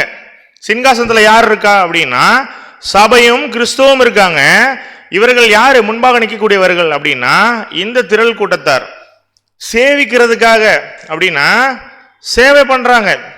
என்ன ஒரு ரோல் எடுத்து பண்றாங்க இந்த திரள் கூட்டத்துக்கு? என்ன வேலை பரலோகத்துல அப்படின்னா சர்வன்ட் வேலை, பணிவிடைக்காரனை போல ஒரு வேலை. யோசிச்சு பாருங்க, பரலோகத்துக்கு மேல போகணும் அப்படின்னா அழைப்பு ஒரே அழைப்பு தான். சபைக்கு ஒரு அழைப்பு, திரள் கூட்டத்துக்கு ஒரு அழைப்பு கிடையாது, ஒரே அழைப்பு தான். இதை உண்மையிலுமே இந்த வேதாகமத்துடைய வெளிச்சத்தை பிடிச்சுக்கிட்டு போகக்கூடிய சபை மக்கள் என்னவாயிடுறாங்க அப்படின்னா உபத்திரவத்திலே சிக்காம சபை வகுப்பாரா மாறிடுறாங்க. ஆனா இதுல கேரக்டர் காட்டாம மிஸ் பண்ற இந்த திரள் கூட்டம் என்னவா மாறிடுறாங்க அப்படின்னா பரலோகம் போறாங்க, ஆட்டுக்குட்டியானவருடைய ரத்தத்துல வெளுத்து அடி வாங்கி துவைச்சு காய போட்டு அப்புறம் அனுப்புறாரு மேல. அனுப்பும் போது என்னவா ஒரு ரோல்ல இருக்காங்க? பரலோகம் வந்துட்டோன்னு சந்தோஷம் இருக்குமா? யோசிச்சு பாருங்க. இங்கேயே இருக்கும், நம்ம அநேகர் இருக்கோம், பார்க்குறோம் பரலோகத்துல ஒருத்தர் பணிவிடை செய்யற சூழ்நிலையும் ஒருத்தர் சபை வகுப்பாரும் இருக்காங்க அப்படின்னா ரெண்டு மகிமையும் சேமா அப்படின்னா இல்ல. அப்போ பரலோகம் போனா மட்டும் பத்தாது, எல்லாருடைய எண்ணமும் பரலோகம் போகணுங்கிறது தான். அதுல என்னவா இருக்கும் அப்படிங்கிறது மிகவும் முக்கியம். அப்ப சிங்காசனத்துல உட்கார்ந்து ஆளுகை செய்யக்கூடியவர்களுக்கு சேவகம் பண்ணக்கூடிய வேலை தான் யாருடைய ரோல் அப்படின்னு சொல்லி பாத்தீங்கன்னா இந்த திரள் கூட்டத்தினுடைய ரோல் அப்படின்னு சொல்லி பாக்குறோம். அப்புறம்தான் இந்த திரள் கூட்டம் இப்படிலாம் நடந்ததுக்கு அப்புறம் ஒரு பாட்டு பாடும். என்ன பாட்டு பாடும்? இந்த பாட்டு பாடும். எரேமியால வர இந்த பாட்டு 8:20 வாசிக்கலாம். எரேமியா 8ஆம் அதிகாரம் 20ஆம் வசனம். அறுப்பு காலம் சென்றது, கோடை காலமும் முடிந்தது, நாமோ ரட்சிக்கப்படவில்லை. அருமையான பாட்டு இல்ல இது? இந்த பாட்டை யார் பாடுவா அப்படின்னா திரள் கூட்டம் பாடும். அறுப்பு காலம் சென்றது, கோடை காலமும் சென்றது, நாமோ ரட்சிக்கப்படவில்லை. சாதாரண அழைப்பில் அன்புக்குரிய சகோதர சகோதரிகளை நல்லா யோசிச்சு பாருங்க. ஷியோரா அது அவர் கதவை எப்ப தட்டுறாரோ என்ன பண்ணலாம் அப்படின்னா அந்த டைம்ல திறக்கணும். ஓமையில கல்யாண வீட்டுக்குள்ள பிரவேசிச்சாங்கன்னு பார்த்தோம் இல்லைங்களா? அப்போ அந்த கதவுக்கு உள்ள என்ன நடக்குது அப்படின்னா திருமணம் நடக்குது. அப்படின்னா மாப்பிள்ளை இருப்பாங்க, பொண்ணு இருப்பாங்க இல்லைங்களா? அந்த திருமணத்துல மாப்பிள்ளை யாரு? மணவாளன் ரட்சகரு. பொண்ணு யாரு? கிறிஸ்துவின் சபை. அப்ப கல்யாணத்துல இப்ப யோசிச்சு பாருங்களேன், புத்தி இல்லாதவங்க பரலோகமே வந்தாலும் மனவாட்டியா இருக்க முடியுமா அவங்களால அப்படின்னா வாய்ப்பே இல்லை. இவங்கெல்லாம் யாரு அப்படின்னா சேவகம் செய்யக்கூடியவர்கள். இவங்களுடைய ரோல் என்னங்கிறத சங்கீதம் ரொம்ப கிளியரா சொல்லுது. 45ஆம் அதிகாரம் 13-14 வசனங்கள். 45ஆம் சங்கீதம் வசனங்கள் 13 மற்றும் 14. ராஜகுமாரத்தி உள்ளாக பூரண மகிமை உள்ளவள். இந்த ராஜகுமாரத்தி யாருன்னா கிறிஸ்துவின் சபை 1,44,000 பேரு. அவள் உடை பொற்சரிகையாய் இருக்கிறது, சித்திர தையலாடை தரித்தவளாய் ராஜாவினிடத்தில் அழைத்து கொண்டு வரப்படுவாள். சித்திர தையலாடை என்ன ரோல் அப்படின்னா எம்ப்ராய்டரி ஒர்க் மாதிரி. ஒரு ஊசி குத்துப்படாம ஒரு வேலை நடக்குமா அப்படின்னா இல்ல. அந்த குத்து விழுந்தாதான் அந்த இடத்துல என்ன கிடைக்கும் அப்படின்னா ஒரு ஃபைனல் ப்ராடக்ட் வந்து நீட்டா அழகா கிடைக்கும் ஒரு எம்ப்ராய்டரியில. சித்திர தையலாடை தரித்தவளாய் இந்த ராஜகுமாரத்திங்கிற இந்த ஒரு ஸ்டேட்டஸை வாங்குறதுக்கு, அந்த ஒரு சுச்சுவேஷனுக்கு போறதுக்கு அநேக ஊசி குத்துகள் வாங்குறாங்க. யாரு அப்படின்னா இந்த சபை வகுப்பார் வாங்கித்தான் போறாங்க ஒரு மணவாட்டியா. அப்ப இந்த வெட்டிங்க்கு எலிஜிபிள் ஆக இயேசு கிறிஸ்து கூட நிக்கிறதுக்கு மணவாட்டியா மாறுறதுக்காக போறாங்க. இந்த பல அடிகளை வாங்கிட்டு தான் அந்த ஒரு கஷ்டத்தின் மத்தியில தான் போறாங்க. போன வாரம் பார்த்தோமா, உபத்திரவம் உண்டு, துன்பம் உண்டு. ஆனாலும் கேரக்டர் காட்டும் பொழுது என்ன பண்ணிடலாம் அப்படின்னா பரலோகம் போயிடலாம் அப்படின்னு பார்த்தோமா. அது மாதிரிதான். ஆனா இவங்க யாருன்றத வசனம் சொல்லுது பாருங்க. அவள் பின்னாலே செல்லும் அவளுடைய தோழிகளாகிய கன்னிகைகள் உம்மிடத்தில் கூட்டிக் கொண்டு வரப்படுவார்கள். புத்தி இல்லாத கன்னிகைகள். வசனம் மேட்ச் ஆகுது பாத்தீங்களா? சங்கீதத்துல இருக்கு. ஆனா ஊமையில பார்த்தோம் கன்னிகைகள் பத்தி. புத்தி உள்ள கன்னிகைகள், புத்தி இல்லாத கன்னிகைகள். யாரா இவங்க? வெட்டிங்ல மணப்பெண் மனத்தோழிகள் இருப்பாங்க இல்லைங்களா? அந்த பெண்ணுக்கே இருக்கக்கூடிய தோழிகள். இவங்க மணப்பெண் போலவே அங்க இருக்கலாமா திருமணத்துல அப்படின்னா இவங்களும் பரலோகத்துல தான் இருப்பாங்க. இவங்க வேலை என்ன? ஒரு கல்யாணம் நடக்குது, இப்படி பொண்ணு இந்த ஸ்டேஜ்லயே கூட்டிட்டு வராங்க அப்படின்னா மணப்பெண் தோழிகளுடைய வேலை எப்படி இருக்கும்? ட்ரெஸ் எந்த சேர்லையும் மாட்டாம அவுத்தி விடுறது, வேர்க்குதுன்னா விசிறி விட்டு, அப்புறம் ரொம்ப டயர்ட் ஆயிட்டாங்கன்னா தண்ணி கொடுக்கறது. இந்த ரோல் யார் பண்றா பரலோகத்துல அப்படின்னா இந்த மணப்பெண். இந்த புத்தி இல்லாத இந்த கன்னிகைகள் நேசர் தட்டும் போது வசனம் நம்ம கிட்ட வரும் பொழுது கதவை திறக்காத இந்த புத்தி இல்லாத கன்னிகைகளை தான் என்னன்னு சொல்றாரு அப்படின்னா திரள் கூட்டம் அப்படின்னு சொல்றாரு. அப்ப ரெண்டு சாராருக்குமே ஒரே அழைப்பு தான். ஆனா மேல என்ன மாறுது அப்படின்னு சொல்லி பாத்தீங்கன்னா பொசிஷன் மாறுது. பரலோகத்துல ஏன் அப்படின்னா அந்த Dress கரையானதுனால, அவர் தட்டும் போது திறக்காததுனால, அவர் தான் வந்திருக்காருன்னே தெரியாதது. ஏன்? வெளிச்சம் இல்லாததுனால, இந்த பரிசுத்த வேதாகமத்தை படிச்சு ஒழுங்கா புரிஞ்சுக்காததுனால என்ன ஆகலை அப்படின்னா, மணவாளன் தட்டும் போது தட்டுறது மணவாளனே புரியாத ஒரு சூழ்நிலை இருக்கும்ன்றத பார்க்குறோம். ரொம்ப சிம்பிளா யோசிச்சு பாருங்க. இது ஒரு சின்ன கம்பாரிசன், இதோட இந்த பாடத்தை முடிக்கலாம். ஒரு அலுவலகத்துல ஒரு எம்டி இருக்காரு, அதே அலுவலகத்துல வேலை செய்யக்கூடிய ஒரு சர்வர் இருக்காரு, ஒரு கிளீனிங் பர்சன் இருக்காரு. நல்லா யோசிச்சு பாருங்க, ரெண்டு பேருக்குமே ஒரே ரோலா அந்த கம்பெனியில அப்படின்னா, ஒரு சர்வன்ட் எப்படி இருப்பாங்க, ஒரு எம்டி எப்படி இருப்பாரு? ஒரு சாதாரண உலக பிரகாரமான கம்பெனிலேயே நான் கேட்கிறேன், இப்படிதான் இருக்கும். நல்லா யோசிச்சு பாருங்க. கொஞ்சம் ஒரு மார்க் மிஸ் பண்ணதுனால எம்டி பொசிஷனை விட்டுட்டு ஒரு வேலைக்காரனா அதே அலுவலகத்தில் வேலை செஞ்சுட்டு, ரெண்டு ஃப்ரெண்ட்ஸ் இருக்காங்க, ஒருத்தர் எம்டி ஆகிட்டாரு, ஒருத்தர் வந்து வேலைக்காரனா இருக்காரு. ஒரு மார்க்ல மிஸ் பண்ணிட்டாருன்னா எப்படி இருக்கும் மனசு? காலம் ஃபுல்லா வேலை செய்யணுங்கிறத விட்டுருங்க, பார்க்கும் போதெல்லாம் என்ன தோணும் அந்த அந்த சர்வெண்ட்டுக்கு? ஐயோ மிஸ் பண்ணிட்டோமே அப்படிங்கிற ஒரு பயம் வரும் இல்லையா? இதுதான் அந்த பாட்டு. எல்லாம் போச்சு, நாமும் என்ன பண்ணப்படல, ரட்சிக்கப்படல. அப்போ ஒரே அழைப்பு தான் லைஃப்ல சின்னதா இங்க காட்டக்கூடிய கிரியையில வித்தியாசங்கள் என்ன பண்ணுது அப்படின்னா, பரலோகத்துல மிகப்பெரிய ஒரு டிஃபரன்ஸை கொடுக்குது, ஒரு வித்தியாசத்தை கொடுக்குதுன்னு பாக்குறோம். அப்போ எவ்வளோ பெரிய வாய்ப்பை நம்ம இழந்து போகக்கூடிய ஒரு சூழ்நிலை மத்தியில கடைசி காலத்துல ஓடிட்டு இருக்கோங்கிறத புரியணும் அன்புக்குரிய சகோதர சகோதரிகளே. இந்த பாடமே எதுக்கு அப்படின்னா, நாம திரள் கூட்டமாகணும் அப்படிங்கிறதுக்காக கிடையாது. திரள் கூட்டம்னு ஒரு சாரார் இருக்காங்க, அவங்க யாரு, அவங்க எப்படிப்பட்டவங்க அப்படிங்கிறத மேலோட்டமா பாக்குறதுக்கு தானே தவிர, இந்த பாடம் எதற்காக இல்லை அப்படின்னா, நாம திரள் கூட்டமா மாறுவதற்கு ஒரு ஒரு உத்வேகம் கொடுக்க, அதுக்காக எடுக்கப்பட்ட ஒரு மோட்டிவேஷன் கொடுக்கறதுக்காக எடுக்கப்பட்ட பாடம் கிடையாது. நம்முடைய நோக்கம் யாரா மாறணும்? 1,40,000 பேரா மாறணும். மாறி நெத்திரில முத்திரையை போடப்பட்டு ஒரு வேளை போயிட்டோம் பரலோகத்துக்கு அப்படின்னா, அவர் கூட உட்கார்ந்து சிங்காசனத்துல அவரோட ஆளுகை செய்யலாம். விட்டுட்டோம்னா என்ன ஆயிடும்? இங்க கீழே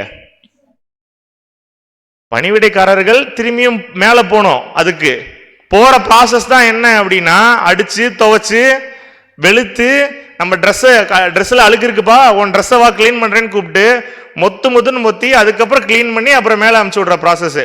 இதை எதுக்குள்ள போனோம் அப்படின்னா, மகா உபத்திரவத்துக்குள்ள போய் மாட்டி அடி வாங்கிட்டு மேல போனோம். இப்ப என்ன சொல்றாரு அப்படின்னா, நான் தட்டும் போதே ஈஸியா வரியா, இல்ல அடிச்சு அப்புறம் அந்த கரையெல்லாம் கிளீன் பண்ணி வெளுத்து உன்னை மேல அமுச்சு விடவா அப்படின்னு நம்ம கிட்ட கேட்கிறாரு. நம்ம எப்படி போலாம்? தட்டும் போதே போலாமா? மணவாளன் தட்டும் பொழுது நமக்கு நிறைய வேலைகள் இருக்கும் இல்லைங்களா? அப்பதான் ட்ரெஸ்ஸை என்ன பண்ணிருப்போம், கழட்டி ஆங்கர்ல வச்சிருப்போம். கால் என்ன பண்ணிருப்போம், அப்பதான் கழுவிட்டு பெட்டு மேல ஏறி இருப்போம். என்ன பண்ணலாம்? இதெல்லாம் நான் உங்களுக்கு உங்களுடைய சிந்தனைக்காக விட்டு விடுறேன். ஒரு கூட்டம் ஆர்கனைஸ் பண்றோம், ஒரு மீட்டிங் பண்றோம் அப்படின்னா, போன வாரம் நம்ம பாடத்திலே பார்த்தது தான் இல்லையா, நமக்கு அநேக தடைகள் வரும், அநேக வேலைகள் இருக்கும். முக்கியத்துவம் எதுக்கு கொடுக்குறோம் அப்படிங்கிறதுக்கு இருக்கு அன்புக்குரிய சகோதர சகோதரிகளே. ப்ரியாரிட்டைஸ் பண்ணணும் நம்முடைய வாழ்க்கையில. நேசர் தட்டும் போது போறோமா இல்லையா, அதுக்காக இங்க மீட்டிங்க்கு வராதவங்களை காயப்படுத்தல. ஒவ்வொருத்தருக்கும் ஒவ்வொரு சூழ்நிலைகள் இருக்கும் இல்லைங்களா? நியாயமான சூழ்நிலைகளை என்ன பண்றாரு அப்படின்னா, தேவனே அலோவ் பண்றாரு சில விஷயங்களை. உண்மையிலுமே எனக்கு வரதுக்கு திராணி இருக்கு, சூழ்நிலை இருக்கு, ஆனா நான் அந்த அம்மா திரள் கூட்டத்தோட ஒப்பிடக்கூட அந்த அம்மா வந்து என்ன பண்ணல, பெட்ல இருந்து இறங்குறதுக்கே சோம்பேறித்தனம். அந்த மாதிரியான ஏதோ ஒரு லேம் எக்ஸ்கியூசஸ்னால தப்பு நம்ம மேல இருக்கு அப்படின்னு வச்சுக்கோங்களேன். நம்ம வெயிட் பண்ணிட்டு இருப்பாரா? நமக்கா வெயிட் பண்ணுவாரா டோருக்கு வெளியில? அப்புறம் ரியலைஸ் பண்ணி ஓடுவோம், ஐயோ ஏதோ ஒன்று மிஸ் பண்ணிட்டோமே, நம்ம தட்டுனது நேசரே அப்படின்ட்டு கிட்ட போகும்போது அவர் என்ன சொல்லிட்டு போயிருப்பாரு நம்ம கிட்ட, நீ யாருன்னே தெரியாது அப்படிங்கிறத. எவ்வளோ ஒரு கொடூரமான விஷயம்னு யோசிச்சு பாருங்க. நம்முடைய நோக்கம் 1,40,000 பேர்ல ஒருவரா மாறி தேவனை மகிமைப்படுத்தணும், அவருடைய சிங்காசனத்தில் அவரோட கூட சேர்ந்து அரசாளுகை பண்ணணுங்கிறது தானே தவிர, நம்முடைய வேலை வந்து மணப்பெண் தோழிகளாய் மாறுவதற்காக நமக்கு இந்த அழைப்பு கிடையாது. மணப்பெண்ணாய் மாறுவதற்காக நமக்கு இந்த அழைப்பு இதே காஞ்சிபுரத்தில் கொடுக்கப்படுகிறது. அதை ஏற்றுக்கொண்டு தட்டும் பொழுதே திறந்து அந்த சபையா மாறுவதற்கு என்ன செய்யலாம் அப்படிங்கிறத அந்த படத்தில் பார்த்தோம். சத்திய வெளிச்சத்தை பெற்றுக்கொண்டு ஒவ்வொரு வாரமும் அந்த தேவன் தரக்கூடிய இந்த தேவ செய்தியை பெற்றுக்கொண்டு நாம அதன் பின்னாடி நம்ம ஓடலாம். கண்டிப்பா நமக்கு என்ன தடைகள் வந்தாலும் அதை தாண்டி ஓடக்கூடிய சூழ்நிலையை தருவாரா இல்லைங்களா? அழைக்கப்பட்டவர்களோ அநேகர், தெரிந்து கொள்ளப்பட்டவர்களோ சிலர். நாங்க என்னைக்குமே போற எந்த இடத்துலையுமே என்ன பண்றது இல்லை அப்படின்னா, கூட்டம் கூட்டத்துக்காக இங்க எங்கேயுமே பாடம் எடுக்கிறதே கிடையாது. இதே ஹால்ல கடைசி நபர் எப்படி சபை வகுப்பாரா 1,47,000 பேர்ல கடைசி ஆளு எடுத்துக்கொள்ளப்படுற வரைக்கும் காத்து எப்படி ரிலீஸ் பண்ணப்படாம இருக்குமோ, அது போலதான் சிமிலரா இங்க கடைசியா ஒரு சகோதரனோ இல்ல சகோதரியோ உட்கார்ந்து இந்த சத்தியத்தை கேட்டால் கூட நாங்கள் ஒவ்வொரு வாரமும் என்ன பண்ணுவோம் அப்படின்னா உற்சாகமா எடுப்போம். எங்களுக்கு என்ன மேட்ரு இல்லை அப்படின்னா எண்ணிக்கை மேட்ரு இல்லை. ஏன்னா தட்டும் போது நேசர் தட்டும் போது திறந்தா நமக்கு என்ன நல்ல விஷயம், பிளெஸிங்ஸ். சபையா ஒருத்தரா மாறலாம். தட்டும் போது திறக்கல அப்படின்னா அதனுடைய முடிவுகளை நாம தான் யோசிக்கணும். பட் அவர் தட்டும் போதே திறந்து புத்தி உள்ள கன்னிகளாய் மாறி அவருடைய ராஜ்யத்தில் சென்று சேர தேவன் தாமே நமக்கு கிருபையும் தந்து வழிநடத்துவாராக. ஒரு சின்ன அறிவிப்பு உங்கள் மத்தியில, அடுத்த வாரம் நமக்கு ஒரு முக்கியமான பாடம். ஸோ டிசம்பர் 15ஆம் தேதி செய்தியினுடைய தேவ செய்தியினுடைய தலைப்பு என்ன அப்படின்னா ஸ்திரீயின் வித்து. வேதாங்கமத்தில் எங்கே வசனங்கள் இருக்குங்கிறத நீங்கள் வாசிச்சுட்டு வாங்க. இன்ட்ரெஸ்டிங்காக இருக்கக்கூடிய ஒரு ஒன் ஆஃப் த பாடம் இது. ஒரு அனௌன்ஸ்மெண்ட், உங்களுக்கு அறிவிப்பு. எப்போதும் போல இங்கே 6:30 மணிக்கு இருக்கும். நாங்களும் 6:30 மணிக்கு ஆரம்பிக்கணும் அப்படின்னு ரொம்ப முயற்சி பண்ணுறோம். ஆனால் வரக்கூடிய சகோதர சகோதரிகள் கொஞ்சம் ஷார்ப் 6:30க்கு வந்துட்டிங்கன்னா நாங்கள் என்ன பண்ணிடலாம் அப்படின்னா சீக்கிரம் ஆரம்பித்து சீக்கிரம் முடிச்சிடலாம். இது ஒரு அனௌன்ஸ்மெண்ட். ஆனால் இதுக்கு அப்புறம் வரக்கூடியது ரொம்ப முக்கியமான அனௌன்ஸ்மெண்ட். உங்களுடைய ஃபோனில் ரிமைண்டர் வச்சுக்கலாம், உங்களுடைய நோட்ஸில் குறிச்சிக்கலாம். இந்த பாடமும் முக்கியம்தான். இது நீங்கள் முக்கியம் இல்லைன்னுலாம் இல்லை. ரொம்ப முக்கியமான ஒரு பாடம் என்னைக்கு இருக்குது அப்படின்னா டிசம்பர் 22ஆம் தேதி. இதற்கு உங்களுடைய அழைப்புகள் தேவை. நேசரே தட்டுறார் அப்படிங்கிறத மைண்டில் எடுத்துக்கோங்க. ஏன்னா நம்முடைய வாழ்க்கையே மாற்றக்கூடிய ஒரு அருமையான பாடம் அப்படின்னு சொல்லி பார்க்குறோம். ஏன் அப்படின்னா கிறிஸ்தவ மண்டலத்தில் இன்னைக்கு அநேகம் பேருக்கு 1000-2000 கேள்விகள் கூட இருக்கலாம். இந்த ஒரு தலைப்பின் கீழாக, திருத்துவம் அப்படிங்கிற தலைப்பின் கீழாக 22 டிசம்பர் என்ன பார்க்க போறோம் அப்படின்னா இந்த ஒரு பாடத்தை பார்க்க போறோம். இந்த பாடத்தை பார்க்கும் பொழுது என்ன பண்ண வேண்டாம் அப்படின்னா மனசுல பாரத்தோட உட்கார வேண்டாம். எப்போ முடியுமோ, எப்போ அனுப்புவாங்களோ, எப்போ வீட்டுக்கு போவோம்னு. இந்த பாடம் முடியும் போது நமக்கு என்ன இருக்கும் அப்படின்னா இங்க வரக்கூடிய சகோதர சகோதரிகளுக்கு இரவு உணவு தயார் செய்யப்பட்டு கண்டிப்பா வைக்கப்பட்டிருக்கும். வீட்டுக்கு போய் சமைச்சு சாப்பிட்டு அப்படிங்கிற அந்த ஒரு மைண்ட் நமக்கு வேணாம்.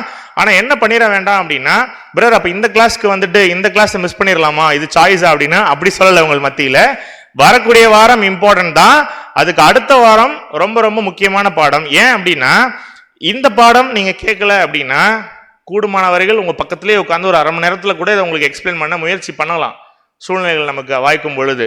ஆனா இந்த பாடத்துக்கு அப்படி இருக்காது. ஏன் அப்படின்னா அநேக பாகங்கள் பார்க்க போறோம். நம்ம எப்படி கிறிஸ்துவின் சபை பார்த்தோம் இல்லையா, பாகம் 1, 2, அதுக்கு டைம் எவ்வளவு தேவைங்கிறத பொறுத்து தான் அந்த டைம் நாங்க ஃபிக்ஸ் பண்றோம். இதற்கு டைம் என்ன தேவை அப்படின்னா 3 மணிக்கு நீங்க வரணும். ஞாயிற்றுக்கிழமை உங்களுடைய லஞ்சை முடிச்சுட்டு ப்ரிப்பேர்டா மைண்டை ஃப்ரீ பண்ணிட்டு நீங்க வாங்க. உண்மையிலுமே இந்த சத்தியத்தை கேட்கக்கூடிய கண்களும் காதுகளும் பாக்கியம் உள்ளவைகள். ஏன் அப்படின்னா நம்ம மனசுல இத்தனை நாளா இருந்த சந்தேகங்களுக்கு வேதாகமத்துல பதில் கிடைக்குது அப்படிங்கும் பொழுது உங்களுடைய மனசு ரொம்ப லைட்டா ஃபீல் ஆகி போகும் பொழுது அந்த தேவ ஆசீர்வாதத்தோடு நம்ம அனைவரும் கலைந்து செல்லலாம். அதனால நோட் பண்ணிக்கோங்க.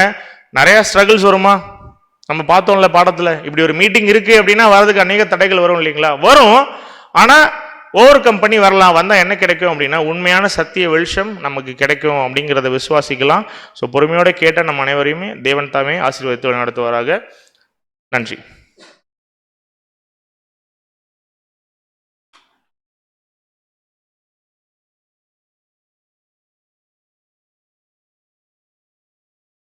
அன்பான சகோதர சகோதரிகளே, இந்த ஒரு நாளில் கூட தேவன் நம்மளுக்கு ஒரு அருமையான சத்திய பாடத்தை கொடுத்திருக்கிறார். அதுக்கு அவருடைய குமாரர் மூலியமாக நாம் நன்றிகளையும் சுஸ்திரங்களையும் எடுத்துக்கொள்வோம். உங்களுக்கு பாடத்தில் ஏதாவது டவுட் இருந்தால் கூட நீங்கள் என்ன பண்ணலாம் அப்படின்னா நம்ம ப்ரேயர் பண்ணி முடிஞ்சதுக்கப்புறம் நீங்கள் டவுட்ஸ் கேட்டுட்டு போகலாம் அப்படின்னு சொல்லிட்டு நம்ம பார்க்குறோம். ஸோ பிரதர் சொன்ன மாதிரி அடுத்த வாரம் பார்த்தீங்கன்னா ஸ்திரீயின் வித்து அப்படின்ற ஒரு பாடத்தை நம்ம பார்க்க போகிறோம். அது சாயங்காலம் தான் இருக்கும் 6:30 மணிக்கு. ஸோ ஏன் நடுவில் எந்த கிளாஸும் மிஸ் பண்ணக்கூடாது அப்படின்னு சொல்கிறோன்னா ஒவ்வொரு கிளாஸுமே அடுத்த கிளாஸோடைய ஒரு கண்டினியூவேஷனாக தான் இருக்கும். இப்போ சர்ச் பார்ட் 1 பார்ட் 2 சபை கேட்டால் தான் திரள் கூட்டமே நம்மளுக்கு புரியும். ஸோ இதை கேட்டால் தான் அடுத்த பாடம் புரியும். ஸோ அதேமாரி தான் பார்த்தீங்கன்னா ஒவ்வொரு வாரமுமே பாடங்கள் பார்த்தீங்கன்னா ரொம்ப முக்கியமான பாடங்கள். ஒரு 2 வாரம் 3ஆம் வாரம் உட்காந்துட்டு இருந்தோம் அப்படின்னா கண்டிப்பாக நிறைய விஷயங்கள் நம்மளுக்கு என்ன ஆகாதுன்னா புரியாது அப்படின்னு சொல்லிட்டு நம்ம பார்க்குறோம். ஸோ அதனால தான் சொல்கிறோம், எந்த கிளாஸையுமே மிஸ் பண்ணிடாதீங்க. அதேமாரி இந்த 22ஆம் தேதி நடக்க இருக்கிற திருத்துவ பாடம் வந்து பார்த்தீங்கன்னா ரொம்ப ரொம்ப ஒரு முக்கியமான பாடம். ஏன்னா இந்த பாடத்தை மிஸ் பண்ணிட்டோம் அப்படின்னா அதுக்கப்புறம் வரை எந்த கிளாஸுமே புரியாது. ஓகேங்களா? ஸோ ஏன்னா இதை வந்து நம்ம எப்படி பார்க்க போகிறோம்னா, மதியானம் 3 மணிக்கு ஆரம்பித்தோம் அப்படின்னா நைட்டு ஒரு 8 மணி வரைக்கும் இருக்கும். 3 இல்லை 4 பாகமாக இருக்கும். நடுவில் அன்றைக்கி விட்ட மாதிரி சின்ன சின்ன பிரேக்ஸ் இருக்கும். ஒரு 15 மினிட்ஸ் 20 மினிட்ஸ் பிரேக் மாதிரி விட்டு ஸ்நாக்ஸ் டீ எல்லாமே வந்து ப்ரொவைட் பண்ணுவாங்க. ஸோ முடிஞ்சு போகும்போது 8 மணிக்கு கிளாஸ் முடியும் போது டின்னரும் என்ன பண்ணிவிடுவாங்கன்னா பிரதர்ஸ் அரேஞ்ச் பண்ணிவிடுவாங்க அப்படின்னு சொல்லிட்டு நம்ம பார்க்குறோம். ஸோ நீங்கள் வந்து நம்ம வீட்டுக்கு சீக்கிரம் போகணும், சமைக்கணும், அந்த மாதிரி ஒரு கவலையோடு நம்ம என்ன பண்ண வேணாம் அப்படின்னா கிளாஸ் உட்காந்து கேட்க வேணாம் அப்படின்றதுக்காக பிரதர்ஸ் என்ன பண்ணுறாங்கன்னா அதை அரேஞ்ச் பண்ணுறாங்க அப்படின்னு சொல்லிட்டு பார்க்குறோம். ஸோ எந்த கிளாஸையுமே நம்ம என்ன பண்ண வேணாம் அப்படின்னா மிஸ் பண்ண வேணாம் அப்படின்ற ஒரு தாழ்மையான வேண்டுகோளை வைக்கிறோம். அப்புறம் இன்னொரு விஷயம் என்னென்னா, டைமுக்கு கொஞ்சம் வந்துட்டீங்க அப்படின்னா கொஞ்சம் இது ஒரு தாழ்மையான ஒரு ரிக்வெஸ்ட் தான். ஏன்னா 6:30க்கு எல்லாம் வந்துட்டோன்னா ஷார்ப்பாக 6:30க்கு ஆரம்பித்தா நீங்களும் என்ன பண்ணிடலாம், ஆமாம் சீக்கிரம் போகிறதுக்கு உங்களுக்கும் கொஞ்சம் நல்லாயிருக்கும், யூஸ்ஃபுல்லாக இருக்கும் அப்படின்னு சொல்லிட்டு பார்க்குறோம். ஸோ இந்த ஒரு அறிவிப்புகளோட இன்றைக்கி சப்ஜெக்டோட ஸ்கிரிப்ட் வந்து ரெடியாக இருக்குது.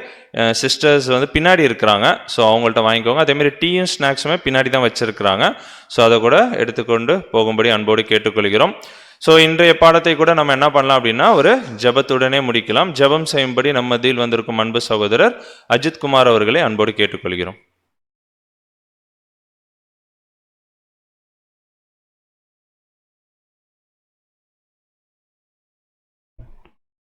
ஜெபம் செய்வோம். மகா இரக்கமும் நீடிய சாந்தமும் அன்பும் தயவும் இருந்த பரலோக பிதாவே, பிதாவே உமைக்கே துதியான மகிமை யாவற்றையும் உமது குமாரன் இயேசு கிறிஸ்துவின் வழியாக ஏறடிக்கிறோம். தந்தையே அற்பமும் குப்பையும் தூசியுமாக இருந்த எங்களை ஒரு சிலரில் ஒன்றாய் தேர்ந்தெடுத்து உமது சத்திய பாடத்தினை வெளிப்படுத்தி வருகிறப்பா, அதற்காக நன்றி தகப்பனே. கடந்த காலம் முழுவதும் பாதுகாத்து இந்த நாளையும் கிருபையாக எங்களுக்கு கூட்டி கொடுத்து இந்த வாரந்தோறும் ஞாயிற்றுக்கிழமை மாலை தோறும் வேதத்தில் உள்ள ரகசியங்களையும் அதில் உள்ள ஆழமான அர்த்தங்களையும் எங்களுக்கு வெளிப்படுத்தி வருகிறப்பா, அதற்காக உமக்கு கோடான கோடி நன்றிகளையும் சோத்திரங்களையும் ஏறெடுக்கிறோம். தகப்பனே கேட்கிறதான சத்தியத்தை கேட்டு விட்டு விடாதபடிக்கு அதில் எங்கள் மனதிலே நிலைநிறுத்தி அதன்படி வாழ்ந்து அது கேட்ட கனிகளை கொடுக்கக்கூடிய பிள்ளைகளாக வளர எங்களுக்கு கிருபை தரும். தகப்பனே இந்த கூடுகை கலந்து கொள்ள முடியாமல் தவறிவிட்ட சகோதர சகோதரிகளுக்காகவும் ஜெபிக்கிறோமப்பா. அவர்களும் இனி வரும் நாட்களில் கலந்து கொண்டு சத்தியத்திலே அவர்களும் வளர நீங்கள் கிருபை செய்யுங்க. தகப்பனே இப்படியாக இந்த கூட்டம் திறக்கும் முதல் முடிவரை உமது தெய்வீக பிரசன்னம் கூட இருந்து வழிநடத்த வந்த கிருபைகளுக்கெல்லாம் நன்றி செலுத்துகிறோம். தகப்பனே இப்படியாக இதுவரை வழிநடத்துகிற தேவரீர் இன்னும் வழிநடத்த போகிற கிருபைகளுக்கு எல்லாம் நன்றி செலுத்தி எமது இரட்சகரும் மீட்பரும் கண்மலையும் ராஜாதிராஜாவுமான இயேசு கிறிஸ்துவின் இனிய நாமத்தில் ஜெபிக்கிறோம். ஜீவனுள்ள நல்ல பிதாவே, ஆமீன்.